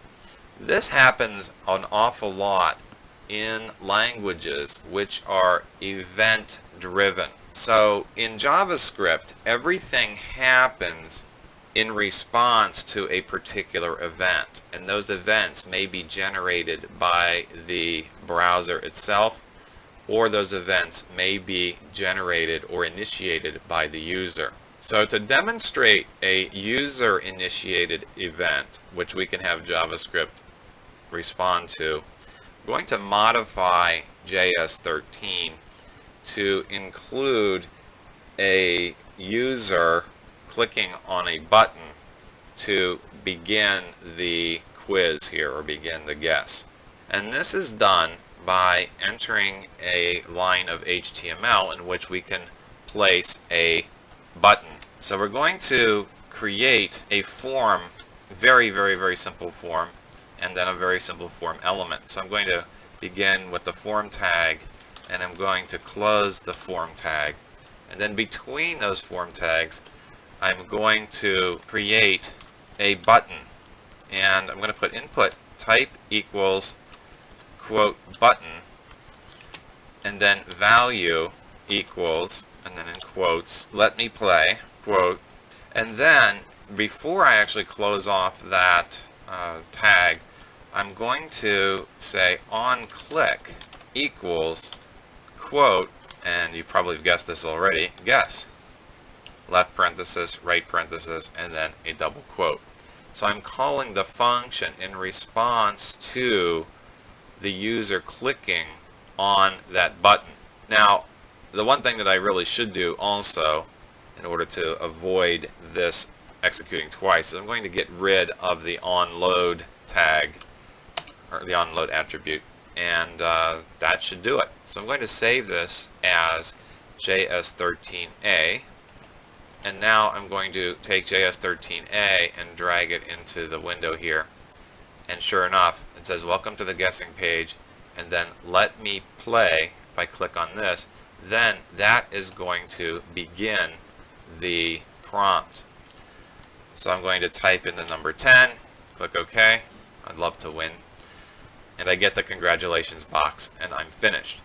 So there is an example of JavaScript being called by a user-based event directly in the web page. I've opened up a rather old document here, js02.htm, to illustrate another point, and that is that you can pass information to functions that you define in JavaScript. This makes functions very, very flexible.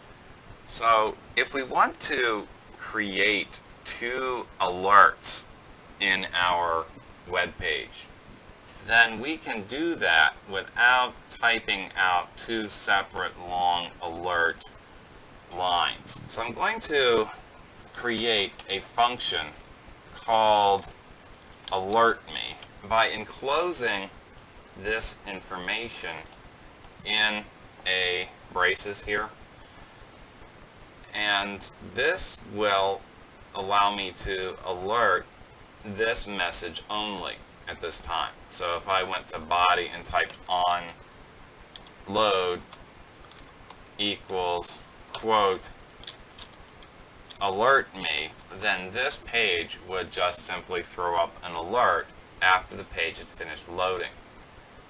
Okay, so I'm going to save this as JS14. This is not a particularly difficult script here. I want to make sure I put the period here.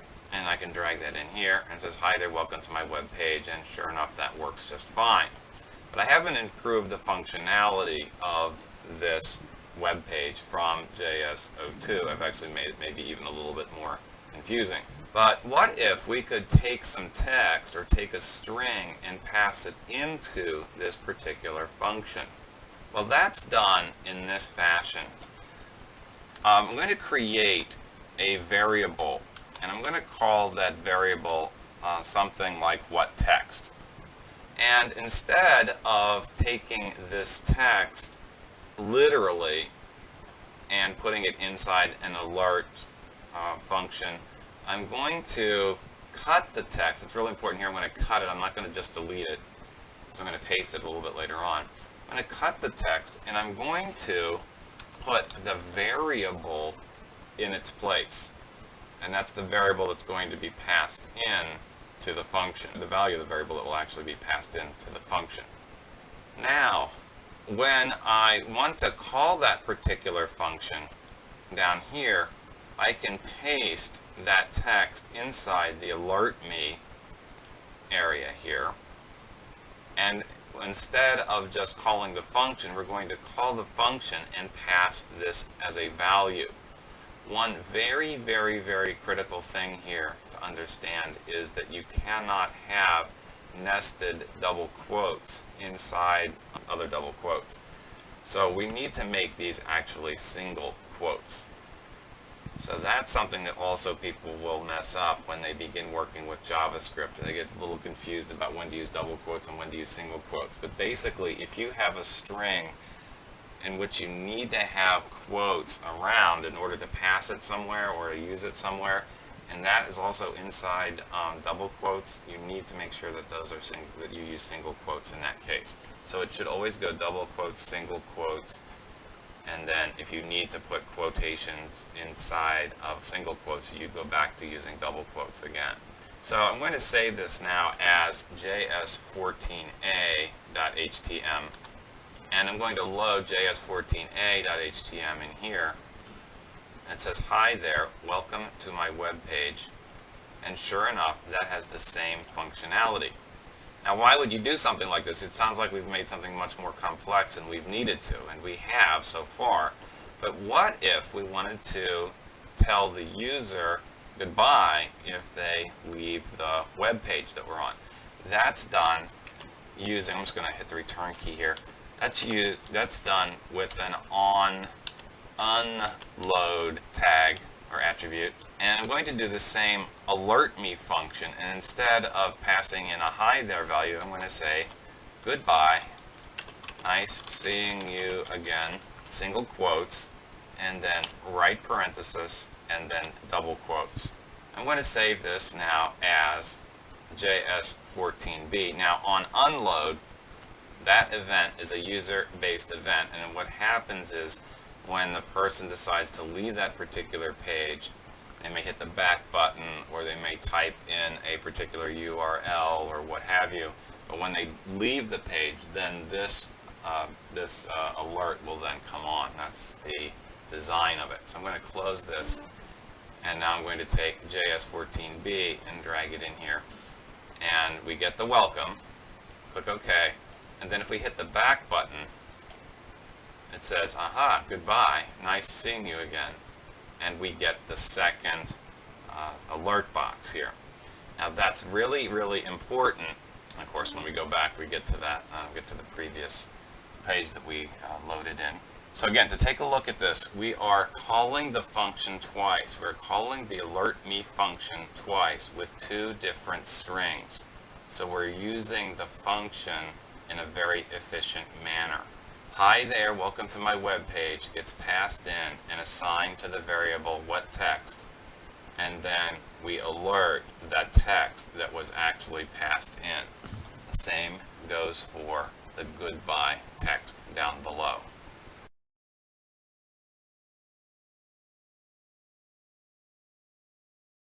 Now we want to begin working with forms in a much more detailed fashion. Now I want to warn you up front that we're going to get into some areas here which are a source of a great deal of confusion for new users of JavaScript, and I'll do my best to explain these concepts clearly so you understand what's going on. I have simply typed up a script here which I'm displaying, and I've saved as js14.htm. One of the things that I want to mention, there are a number of scripts which I have included on the CD which use just the beginning and the closing script tag without the attribute language equals JavaScript. And I've done that simply because I was a little lazy. This is fine for your educational purposes because the browser tends to default to JavaScript when it sees a script tag.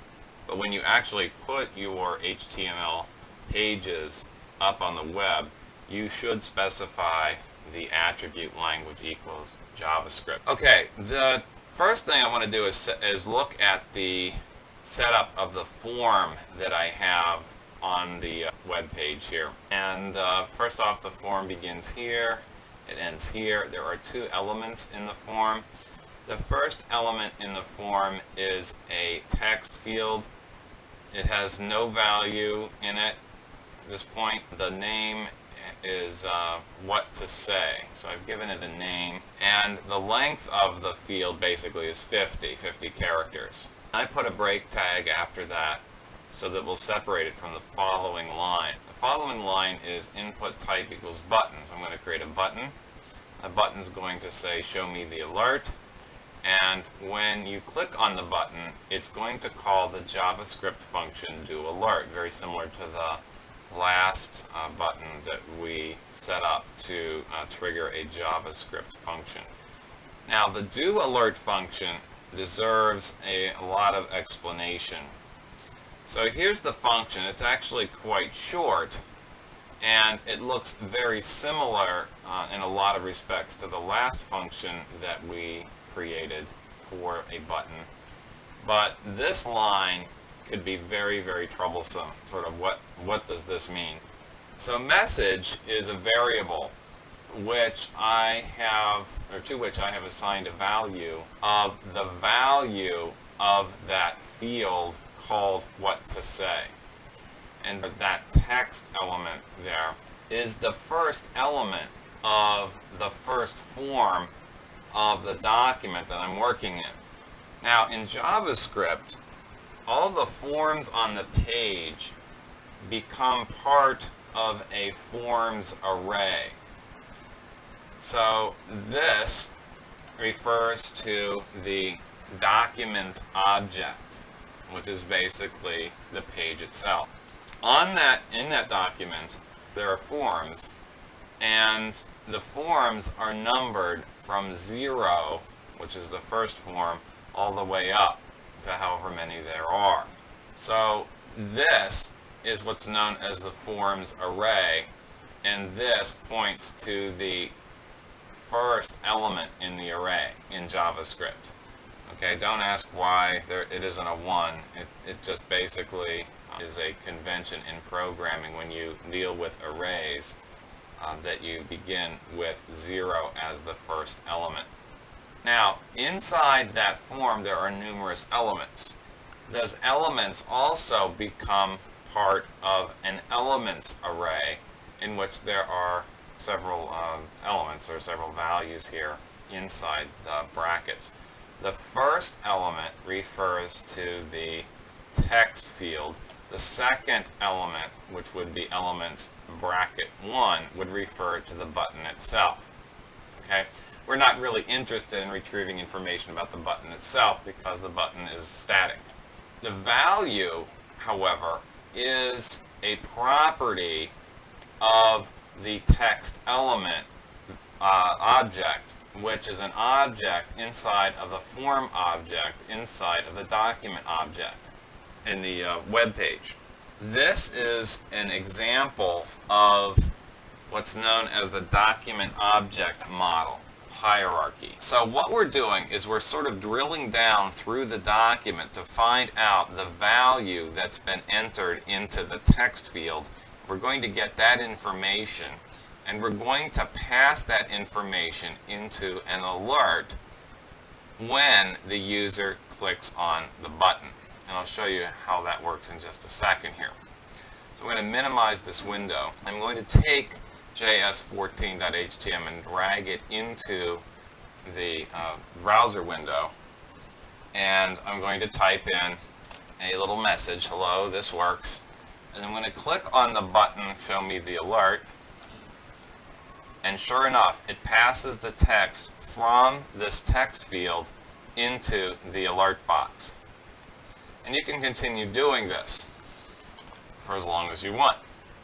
So this is an example of how JavaScript refers to an element in a form in a web page. What you should note here is that the JavaScript is very generic looking, and it's very difficult to figure out what's actually going on in the page, because you've got to look for the first form and the first element of the form and then check out to see what the value is in order to find out what's going on.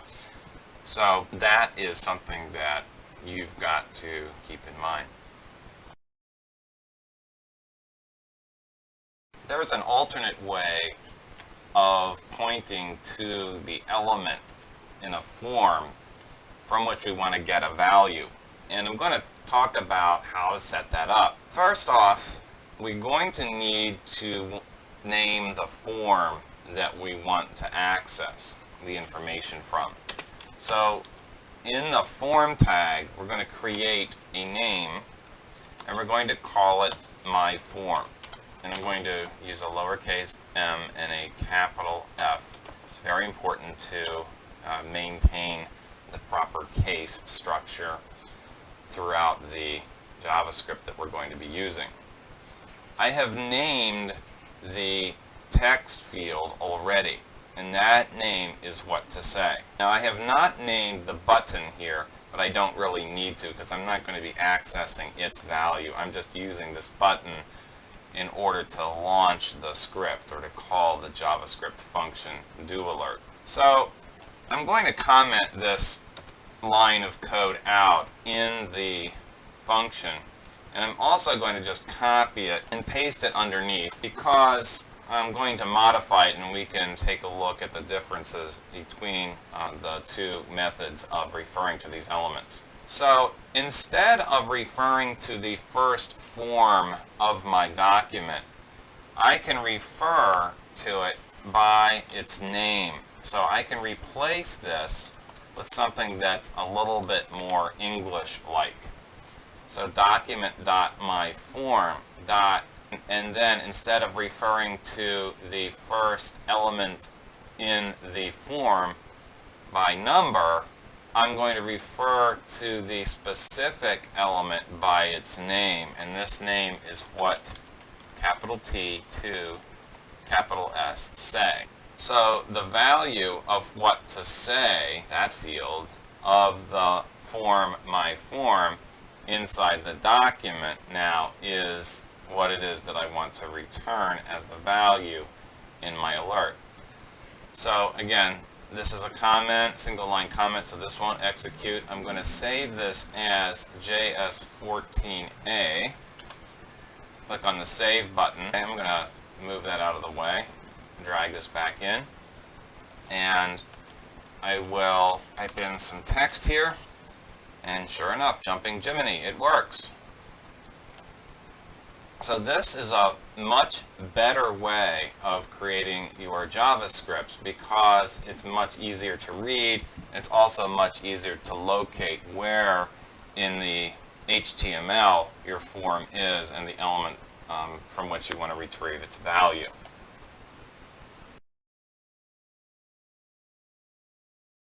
This is an example of how to process a checkbox.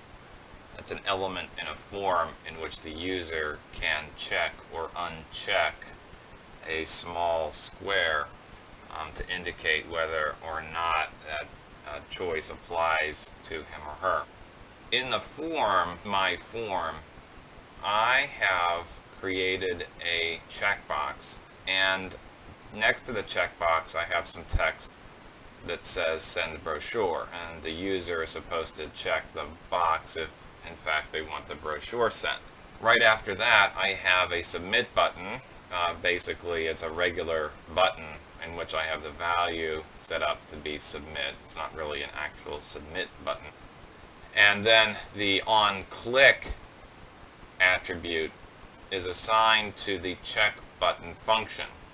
The check button function is defined up here where it should be between the head tags, and the check button function is going to refer to that checkbox element in the form. And this is how that's structured. If document.myform.send, which is the name of the checkbox element, .checked equals true, then we're going to send up an alert box that says we'll send it right away. Otherwise, we're going to set up an alert box which says we think you should reconsider. So the most important part of this script is right here. And this is where we actually check to see whether the checkbox has been checked or not. And there is a property checked of the checkbox element. In this case, it's called send. Because that's how I've named it down here, which is an element or an object of the form my form, and that name has got to match up with the name my form down here, and that object belongs to this particular document. Notice that I am using a Boolean value, a value of either true or false, to check to see whether that button has been checked or not. If the button has been checked, it returns a value of true. If the button has not been checked, it returns a value of false. Also note that I do not need quotation marks around the word true here.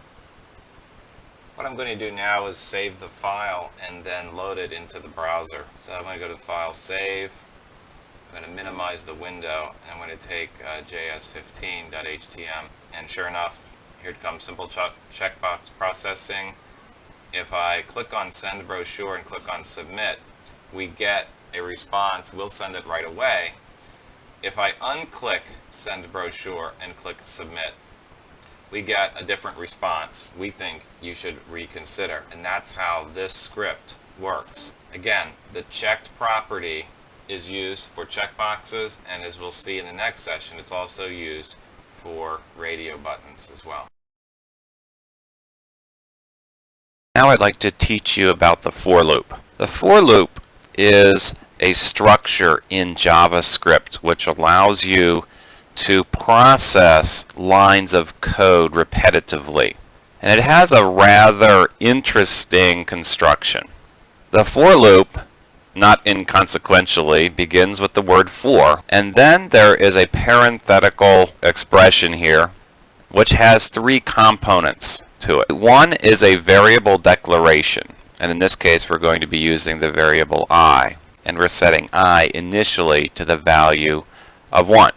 The second is a conditional statement, and in this case we are testing to see if I is less than 11 or not. And the third is a construction which is an incremental mathematical expression. So this basically, what you see in JavaScript, Java, C++, etc. You see this type of incremental expression, and this is I++. I++ basically takes the variable I and it adds 1 to that and returns the value, of course, I plus 1. So if I happens to have the value of 3, after executing I++, I then is equal to 4. Now all three of these are really important in the for loop, and I'm going to explain how the for loop works in just a moment, but I just wanted to explain that first line. So here's how it works. JavaScript enters this first line of the for loop. It assigns 1 to the variable I, in this case, okay? Then it checks to see whether I is less than 11. If that is the case, then it goes to the next line and executes it.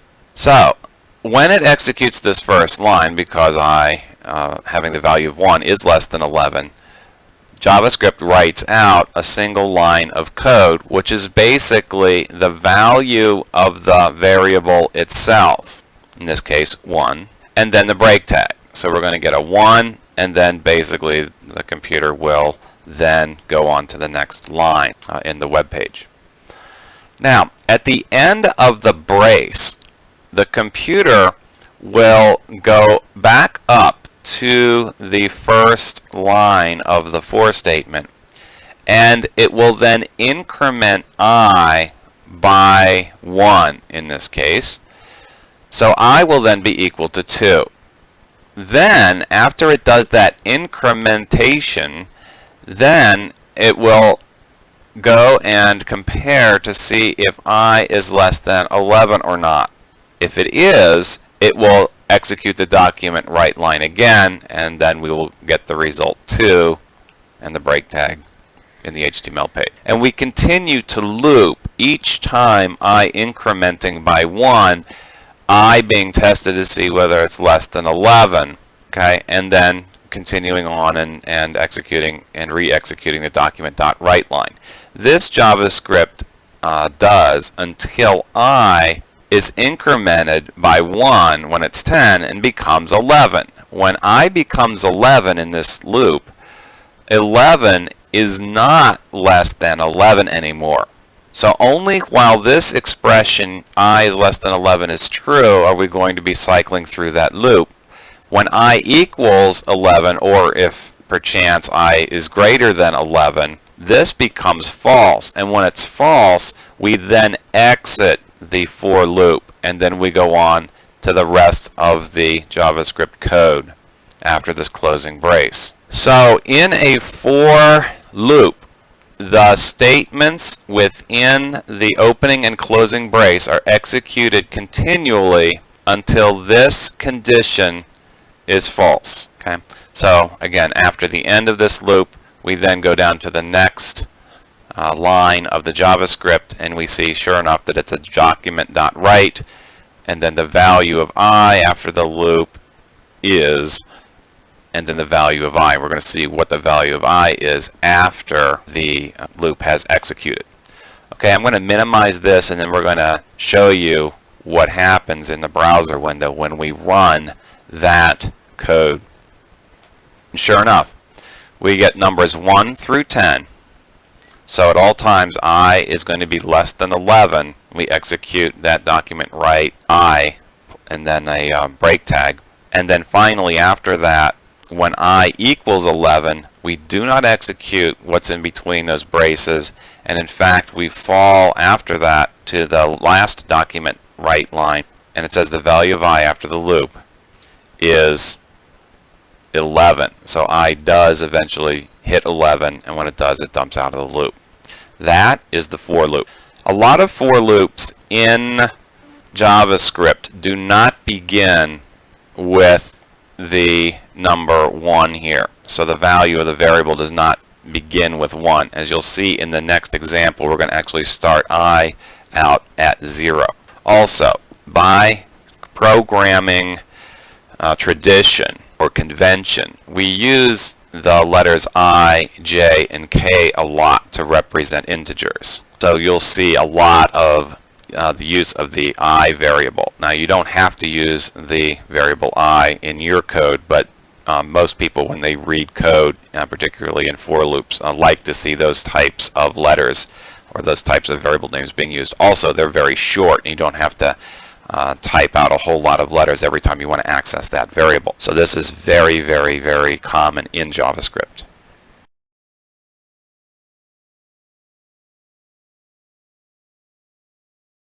Okay, now we're going to talk about the implementation of a for loop when we evaluate which of these radio buttons have been clicked by the user. So this is what we're going to end up with. So we're going to click on the first radio button here and click on submit, and we get a response, an alert box saying you selected button number 1. If we click on the second button, submit, you selected button number 2, and the third, of course, will return button number 3. In your HTML, all 3 of these radio buttons have to be grouped by name, and we have to go through each member of the group in JavaScript, and to do that we use the for loop.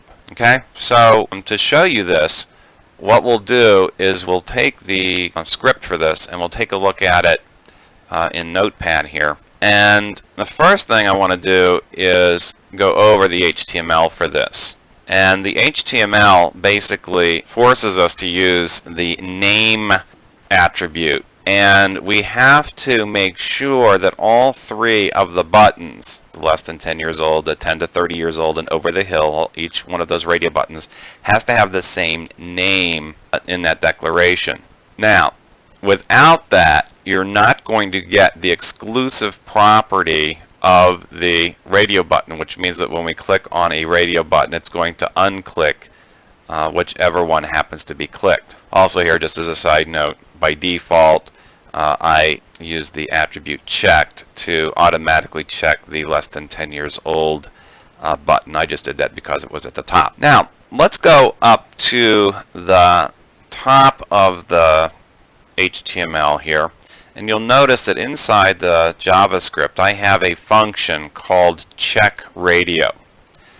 Okay, it's a function I made up, and it is composed of a for loop, and the for loop begins exactly the same way as the previous for loop did, except that we begin with the number 0 instead of the number 1. And the reason for that is that we have in a series of radio buttons an array or a list of buttons, all of which have the name age. And we have to go through those buttons one at a time. Now, JavaScript counts to a large extent beginning with the number 0 rather than the number 1. It sounds sort of counterintuitive, but it's the way that happens in many programming languages. Not all, certainly, but some of the more advanced programming languages begin with 0 as the first element in an array, or in the first element of, let's say, a list of values. So after I is assigned to 0, we check to see, and this is the conditional statement here, we check to see if the value of I is less than the number of radio buttons in the form.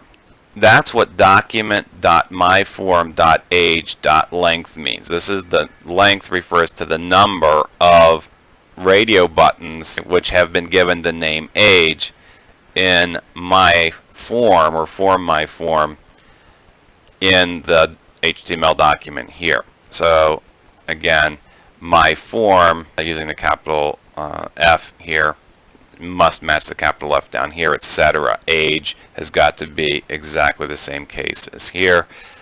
Length returns the value of the number of radio buttons for that series of radio buttons. And again, we see the I++ incrementation here. That, of course, returns the value of I+1 every time that this gets hit at the end of the final brace of the for loop, which is actually here. So let's go through this and see how it works. We have I equals 0. I is going to stand for then the first radio button in that area. if document myform dot age and then bracket I, which means basically now that I is 0, this is age bracket 0 dot checked equals true, then we're going to say alert you selected button number, and then it will give us the value of the button or the number of the button that we've clicked, sort of in the English translation, which means it's either going to be 1, 2, or 3, not 0, 1, and 2. So if document.myform.age sub 0.checked, checked being the checked property of the button, is true, then we're going to say you selected button number I plus 1. If it is not true, if it's false, of course we dump out of the if statement and we go to the final brace after the for statement, and then we repeat this loop until in fact we hit the checked button. And because by default we used the checked attribute for one of those buttons, there's no way that we're going to have the user go through this form and leave one of those radio buttons unchecked. So here's an example again of using a for loop, of checking multiple radio buttons to see which one of the however many there are checked. And the beauty here is that we could even add radio buttons later on and it would still go through and automatically do the math even though we have altered the number of radio buttons there, and we can actually do that right here in the code. I'm going to change this code slightly, and we'll put down another line of HTML here. I'm just going to copy that and paste it right below. Okay, I'm going to leave the same name here and then just say too old to care anymore. Alright, so we've now added a fourth radio button. Okay, I'm going to save this as JS17A. Alright, I'll minimize that. And then I'll bring 17A in over here. And I now can click on any one of these four buttons. I'm just going to click on the fourth here, click on Submit. And it's sure enough, the code that I wrote was flexible and allowed me to enter in that next button without me having to go back and rewrite my JavaScript. All I had to do is modify my raw HTML, and the JavaScript automatically accommodated that addition. That is one of the ways that you can efficiently and should efficiently write JavaScript code. I have opened JS18, which is a script which is a combination of a couple of the other scripts that we've looked at so far. Here we are using, or we're going to be using, radio buttons, but we're not going to be processing the radio buttons with a for loop. Instead, we're going to process them with an if statement. So this is what we're going to end up with this script. I'm going to have a simple page which is going to let the user click on either addition or subtraction, and then the user gets to pick two numbers, 24 here in this case and 35, and then adding these numbers gives us 59. Or they can click on subtraction and take a number. I'll start with 56 and a second number. I'm going to use 32. And then subtracting these numbers gives us 24. So it all depends on what the user clicks on and what numbers they entered, and that will give them the proper result. Okay, to accomplish this, it's very much similar to the scripts that we've worked with so far. We set up our radio buttons in the HTML. We have one called addition, one called subtraction, and then we create a regular button which is called Let Me Practice.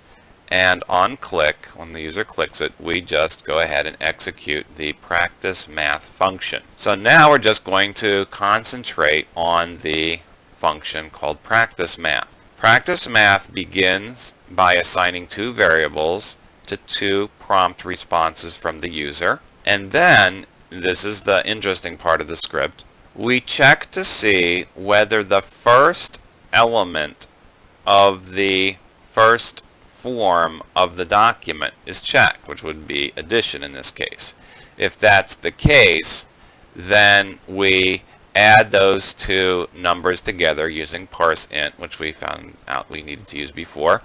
Turn that into variable C, and then alert adding these numbers gives us C. Now, if the first element is not checked, in which case subtraction would be checked, then we execute this code down here. We use parse int or parse float here, depending on what we want here. And then it says alert, subtracting these numbers gives us, and then a real number here. So the way that this script is currently written, we could enter in integer numbers for the addition, or any number that we type in would be converted to an integer. But in the subtraction, we have it set up currently because we're using parse float to process real numbers if that's what we wish. If addition is checked, we add the numbers together. If we click on subtraction, then we subtract the numbers and we return a result here in the alert dialog box. Okay, so study this script. You may want to modify it somewhat for your own purposes. And again, this is what the script does in real life. When you click addition, you can type in an integer number, but if I type in a real number instead, or a series of real numbers, I still get an integer result. But in subtraction, if I begin with a real number and continue with a real number, I can get, in this case, a real or a floating point result. That's the way that the script is currently written. If you only wanted to deal with integer values, then you would change the to parse floats later on in the script to parse int. JS19 allows us to enter in information into text fields and then click on a button and then return the result into a third field. And the HTML for this is very similar to what we have been working with. So just to show you how this works, I'm going to type in two numbers, 34 and 12, and click on do the math, and the final result pops up in the answer field down here. If I click on subtraction and do the math, then the answer appears down here as well, only this time the two numbers are subtracted from one another. So that's how the script works. This, by the way, is again JavaScript 19, and just want to go through the script a little bit with you. The function I changed from the previous script called do math. It probably would be a good idea also if I changed the title of this script to using text fields. And I'll save that. Function do math. I'm going to have two variables A and B, and I'm going to go out to the document and look at the text field which is named num1 in the calculate form, and I'm going to get its value. And when I get its value, I'm going to do a parse int on that value to turn it into a number. And I'm going to do the same thing with B in the second text field called num2. And you'll notice that the names of my text fields, the first two of them anyway, are called num1 and num2 in the form which I have named calculate. Again, please remember to keep your case correct and consistent throughout your JavaScript. Okay, now after I've entered in those values and clicked on the button, then it executes this function called doMath, and we go to an if statement. And the if statement says, well, if document.calculate.operation bracket 0 is checked. Well, that refers to the first of the two radio buttons in the operation, or named operation here. So operation is the name given to both radio buttons in that form. The first one by default is checked, which is addition. So if addition is checked, then we use a variable C to add A and B together, the values entered into the first two fields. If that's not the case, then the subtraction button must have been checked, and consequently we need to subtract B from A. And that also we give to the value of C. Either one of the addition or the subtraction operations will take place, however. Then the final step in this script is to take the form, calculate, the answer field, and the value, and put the value of C into it. So we're taking the value C and stuffing it into the very last field in the form, and that's referred to right here. Name equals answer, and that's the name that we have to use here when we refer to it in the JavaScript. Now this is very, very, very flexible, can be used for a multitude of purposes, but one of the main things, the main advantage of using scripts like this in JavaScript is it completely eliminates the need for alert boxes, which a lot of people find so annoying. So in your construction of forms and in your checking of forms in JavaScript, you want to avoid whenever possible those nasty alerts and confirms and prompts. And you try to code around that by using efficient JavaScript. This script, JS20, contains a number of things we haven't discussed yet. The first thing is the establishment of a do-while loop. A do-while loop is here. And this is a loop structure that in some way is similar to the for loop, which we looked at before. The do loop almost acts the same way as you could understand in English.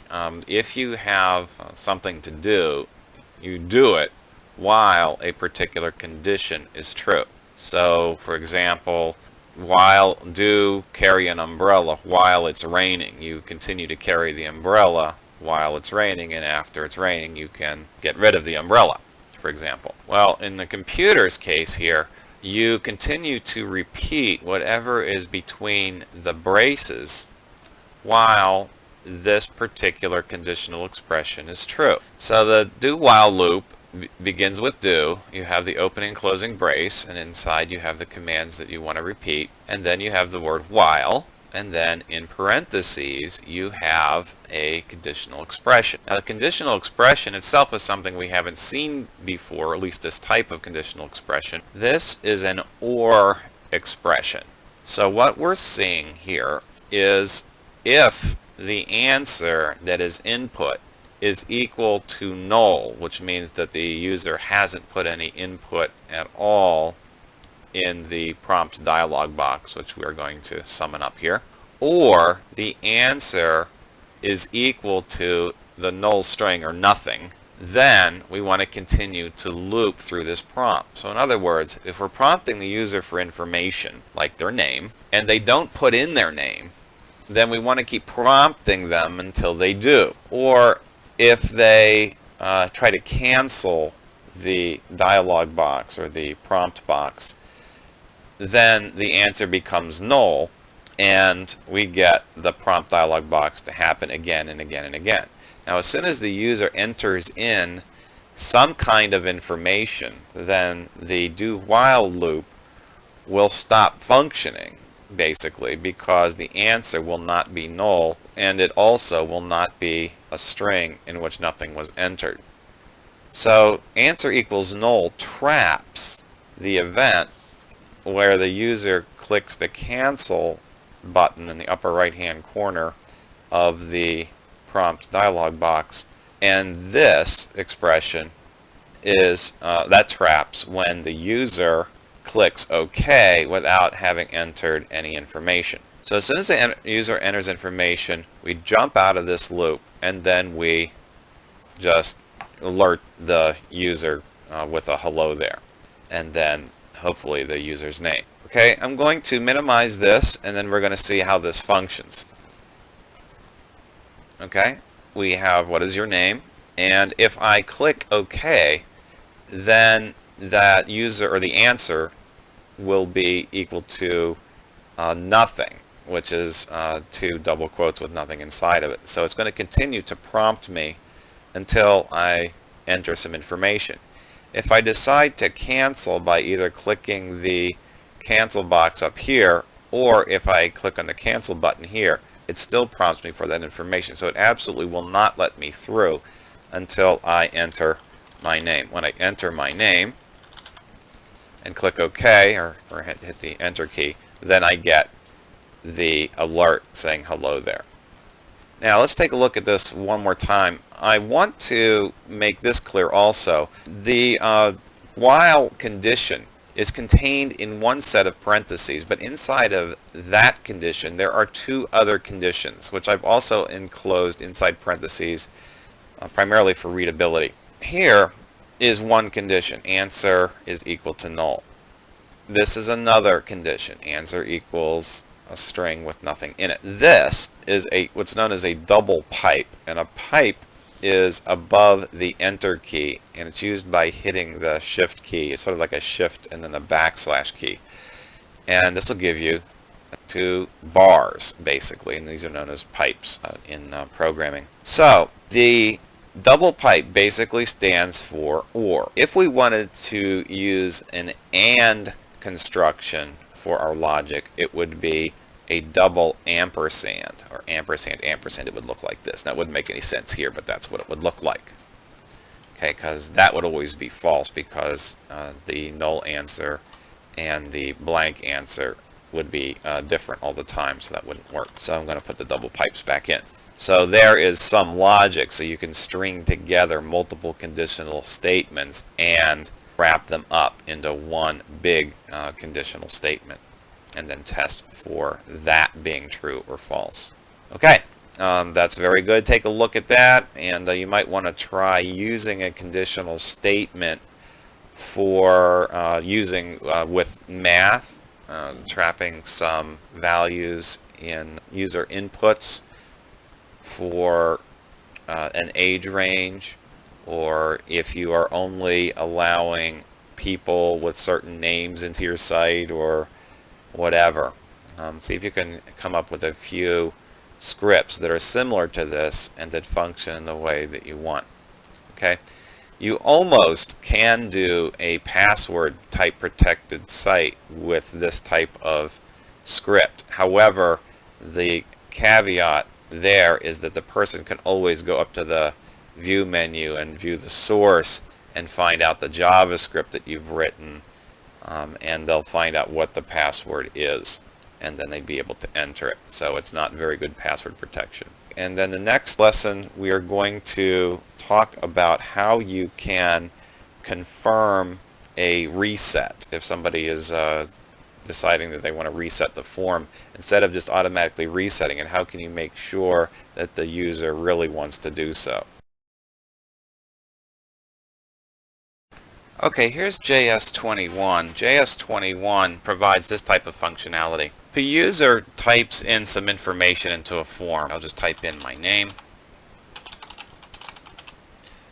and the user clicks on the reset button, or in this case I've labeled it clear form. If I click on that, I get a dialog box that says, are you sure you want to reset?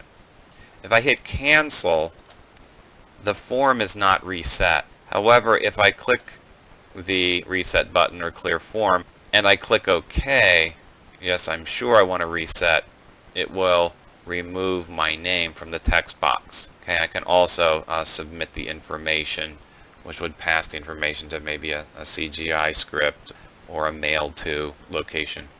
Okay, well, this is how that script looks. It's very, very simple. So most of the work here is all HTML. So here's where we set up the title, and the body just includes this form.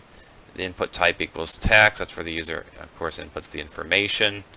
And then input type equals reset, value equals clear form. That's all standard HTML up to this point. But here, we've done the on-click handler before. Here we use the on-click handler with a single piece of JavaScript. And the JavaScript is basically really unusual looking. It says return confirm, and then in parentheses a string, are you sure you want to reset? Now, return confirm basically means we're sending out either a click from the OK button or click from the cancel button. if we click the OK button, the confirm becomes true. And if confirm becomes true, then return true is what this expression basically devolves into. So then on click equals to return true. That means basically that the reset button is then processed. If it returns false, if we click the cancel button on that dialog box, then the reset function is stopped. So that's how that works. And then of course here is an abbreviated version of a submit button down here, which is also just standard HTML. We would have some kind of action or method down here. Okay, well that's basically how that works. Just wanted to show you if you've created a form that you want your user to submit, and if they you want to give them the chance to reset it, here's how you can prevent them from accidentally resetting it. Making sure that they want to actually start over and re-enter the information.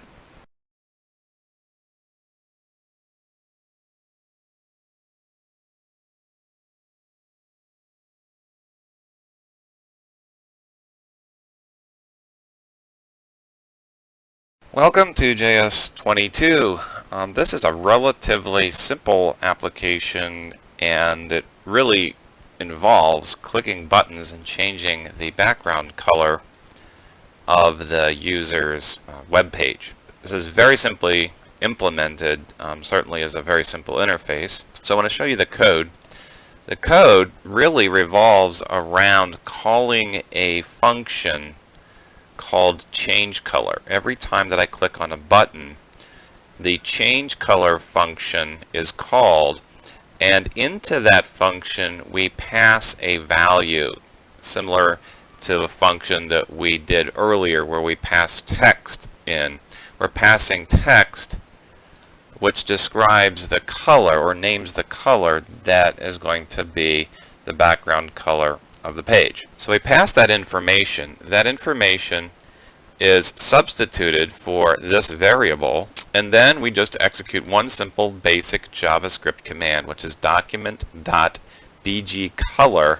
Notice the capital C in color. That is important. If you use a lowercase c, this will fail and you won't get any color changes at all. Anyway, you set that document property to the what color variable, which will either be yellow, red, green, teal, or white, or whatever other color you may choose, and you get an instantaneous color change. So it's one simple JavaScript function. You call the function from an on-click handler on each of the buttons, and you just simply change the name of the color, both for the button's value, so the user knows which color he's going to set the page to, and then passing that same information to the handler. Very simple, but very effective.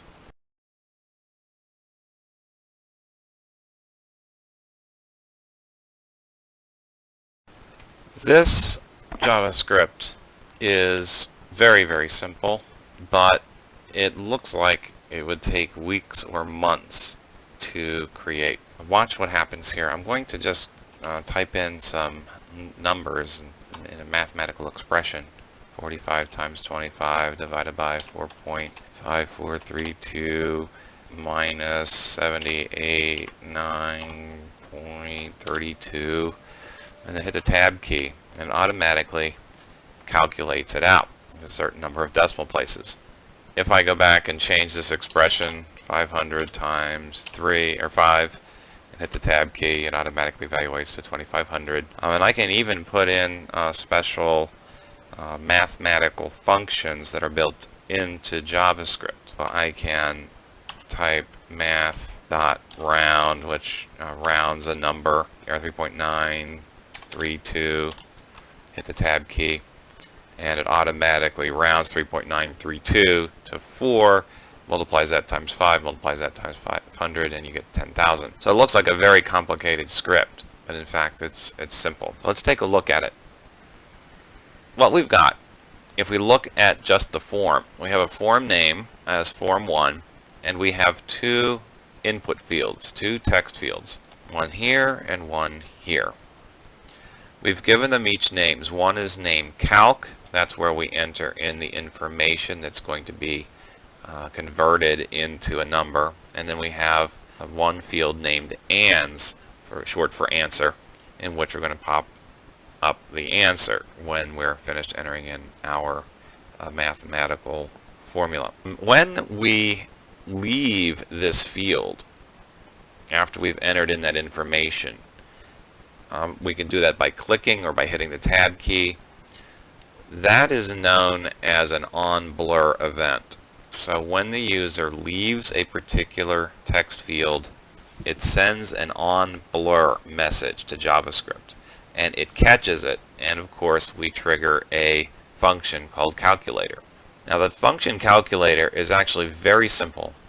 It's only one JavaScript function, and it's the eval function. And the eval function takes a string and it converts it into a mathematical expression, and it evaluates that expression. But what we're doing is we're taking the document form calc field's value, and we are looking at that almost as if we were a calculator and converting it into the answer, and then we're just setting the answer's value to that, and that's all it does. So let's take a look at that again. In Explorer, type in some number. We'll apply it times another number, divided by another number, multiply that times, I'm going to even put parentheses in here, 5 times 32.9983, just like that, and hit the tab key, or I can click anywhere outside of that entry field and I can even click in here if I wanted to, and sure enough it evaluates that expression and pops it up right here. If in fact we make some kind of mistake and try to evaluate, we will get some kind of error. So be aware that that will happen. Or if you try to use a math function that isn't quite executed correctly, you may get this type of answer. Capital N, lowercase a, capital N stands for not a number, so it doesn't really understand that. This function, by the way, the math random function, returns a random number between 0 and 1 based on a particular seed that you give it, and you can put in any number you want here, and you'll continue to get a different number because the random number changes every time you execute it.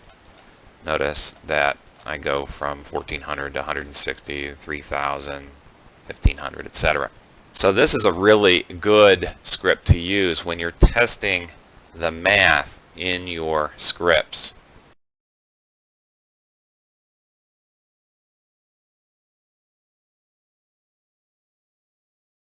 The next script that we're going to talk about is going to be useful for both Netscape Navigator or Netscape Communicator and the Microsoft Internet Explorer.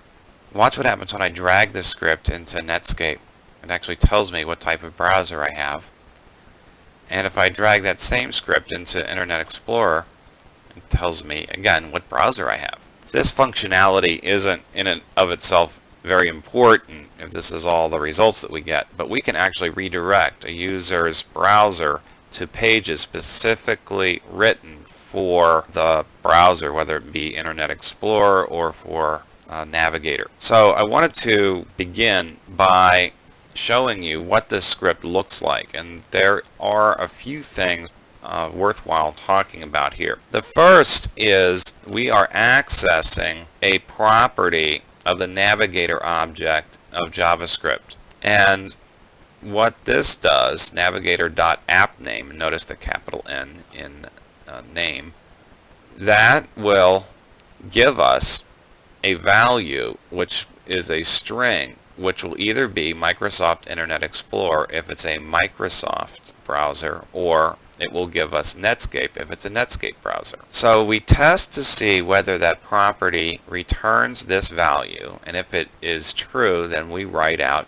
you have Microsoft Internet Explorer. Otherwise, or else, if the navigator.appName equals Netscape, then we write out you have Netscape. The interesting thing here is that we have an embedded if, or we have if statements which are stacked within themselves. So if something is false, we then check to see if something else is true. And if that is false, then we can go on and even do a further else statement. So if I had a browser that did not have Microsoft Internet Explorer, was not Microsoft Internet Explorer, and it was not Netscape, then we could write out a result, I don't know what browser you have, or some such nonsense. So it's a one simple set of code here with two basic if statements and two else statements. And we just access the navigator.appName property.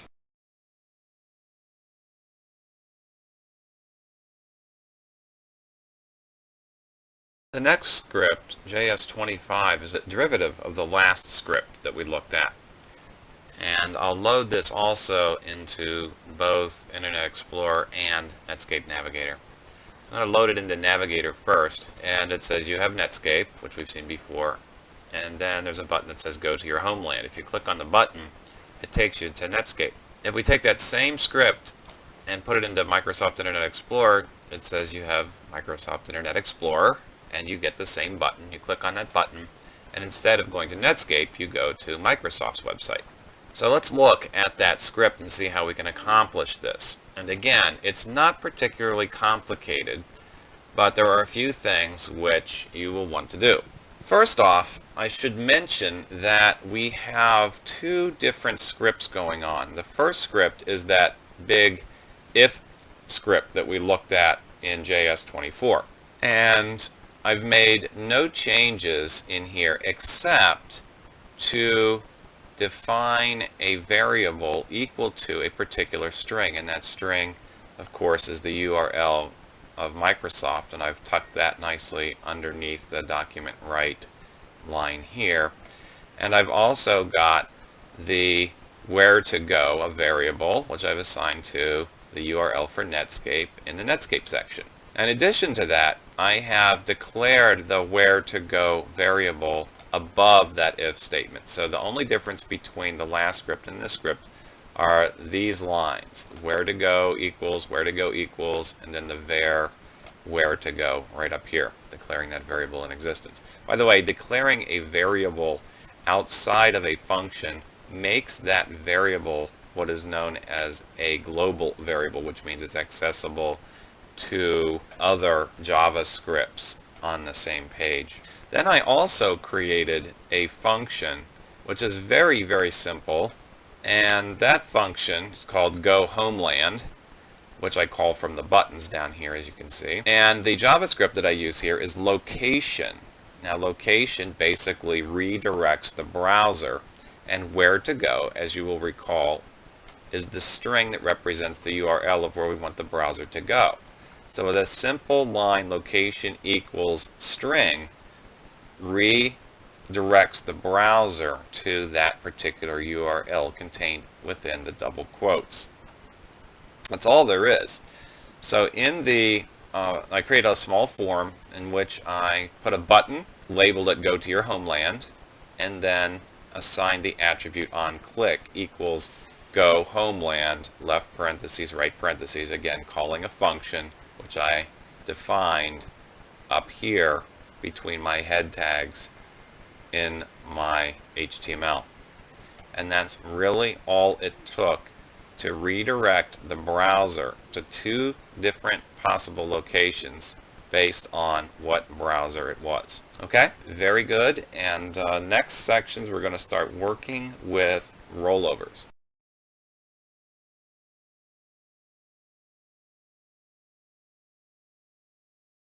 This is the moment you've all been waiting for, where we talk about rollovers. The rollover effect is simply an image in which you move the mouse on top of it and it swaps out with another image, and if you roll off of it, it swaps back or changes. It's very, very simple to see that on a lot of web pages. Now, I have to warn you that the JavaScript for this is actually quite complex, and it's something that you will want to turn to for reference. But honestly, there are a lot of programs out there, particularly Macromedia's Dreamweaver and Macromedia Fireworks and all sorts of other similar programs which will write JavaScript for rollovers for you, and they will accomplish this using JavaScript that is far more complex than even this is. And the important thing here is to understand basically what's going on here and not the extreme technicality of what's going on, unless you want to turn into a JavaScript geek. So I'm going to minimize the Explorer window here, and I'm going to start up right here. And this is the critical line for JavaScript rollovers to work. Now, what does this mean, if document.images? Well, what this basically means is your JavaScript in your browser advanced enough to handle rollovers? So in JavaScript 1.1, there came about the image object.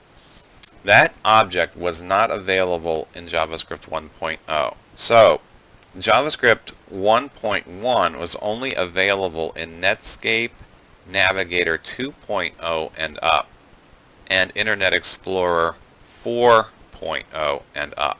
So rollovers do not work in Internet Explorer before version 4, and they don't work in Netscape Navigator 1, if there are any still in existence. So this particular if statement basically means if your browser supports rollovers, then execute these lines of code. Otherwise, we need to assign some variables to some sort of fake values right now, or empty values, just so the browser won't have a fit. So we create two image objects here and give them a name, FW arrow up and FW arrow over. These become image objects, FW standing for forward in my use of the term there. And what we do is we define the source of the image as forward.gif, and the source of the over image, when we are over the arrow, it changes to forward1.gif.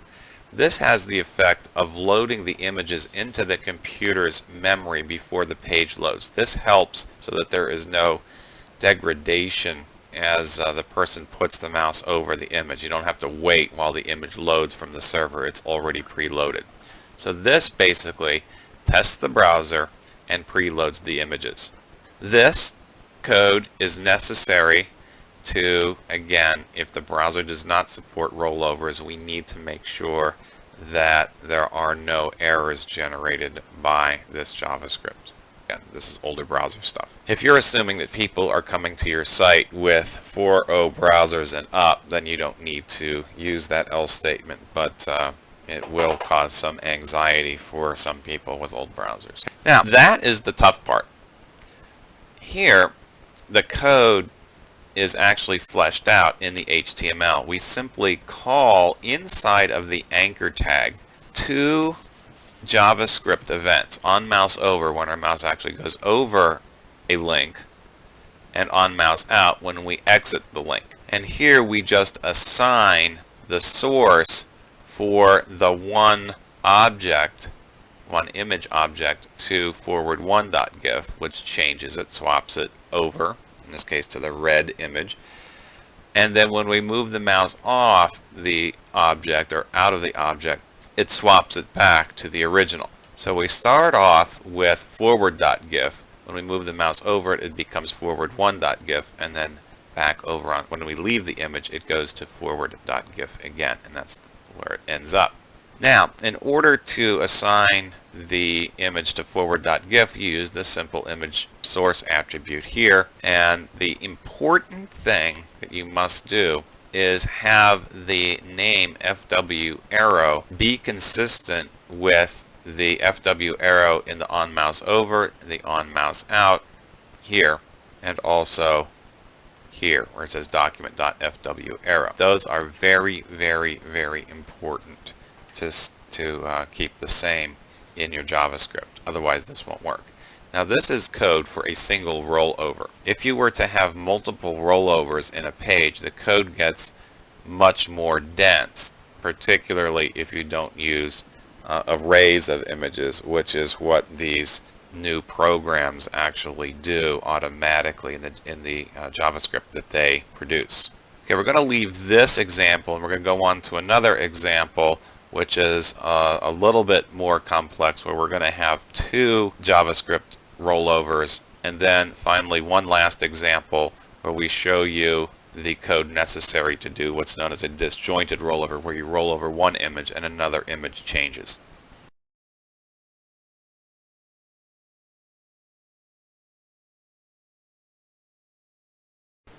Okay, here for completion, we have two rollovers on one page, and I just want to show you the code, and you can see how it's changed from the last example. When you roll over the first image, it swaps. If you roll over the second image, it swaps. And there's two locations here. And these are active links. I'm not going to demonstrate that. So you'll notice that with two images, the code basically doubles. And we need to create two new images, two new image objects, which we have to define the sources of.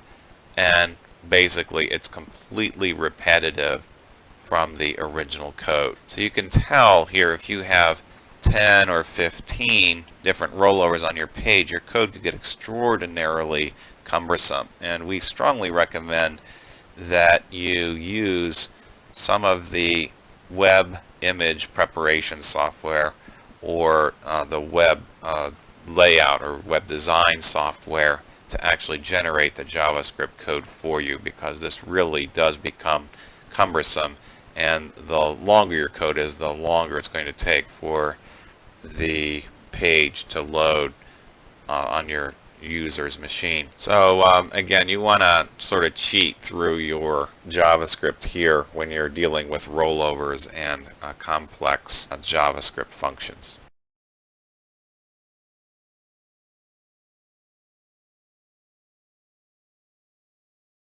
Okay, for our final script, we want to play a little bit of a joke on the end user, and this is the way the joke works. If you roll over the first image, the second image actually highlights. If you roll over the second image, the first image highlights, so the user really doesn't know what to do. Now the links are intact, so if you click, you can go to the regular links, but it just doesn't look right. In fact, you can use rollovers like this, and these are known as disjointed rollovers. You can use these to roll over an element on a web page and actually update a text or a graphic, I should say, or text represented as a graphic. Or you can take a catalog picture over on the right side of the screen and change it depending on what image the user rolls over on the left.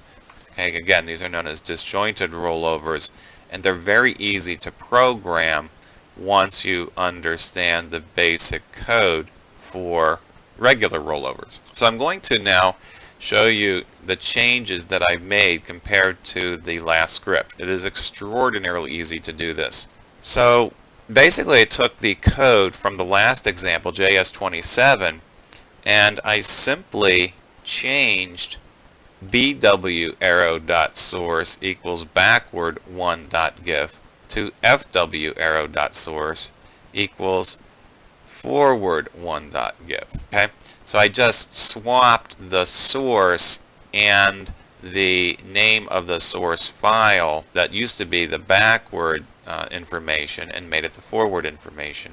So when I roll over the backward button, the forward button changes. And I did the same thing down here. What was forward then became backward. So compare this with the previous script, and you can see that I only changed about 20 or so characters to make this particular script work. This is a lot of fun. It has a lot of very practical uses on web pages.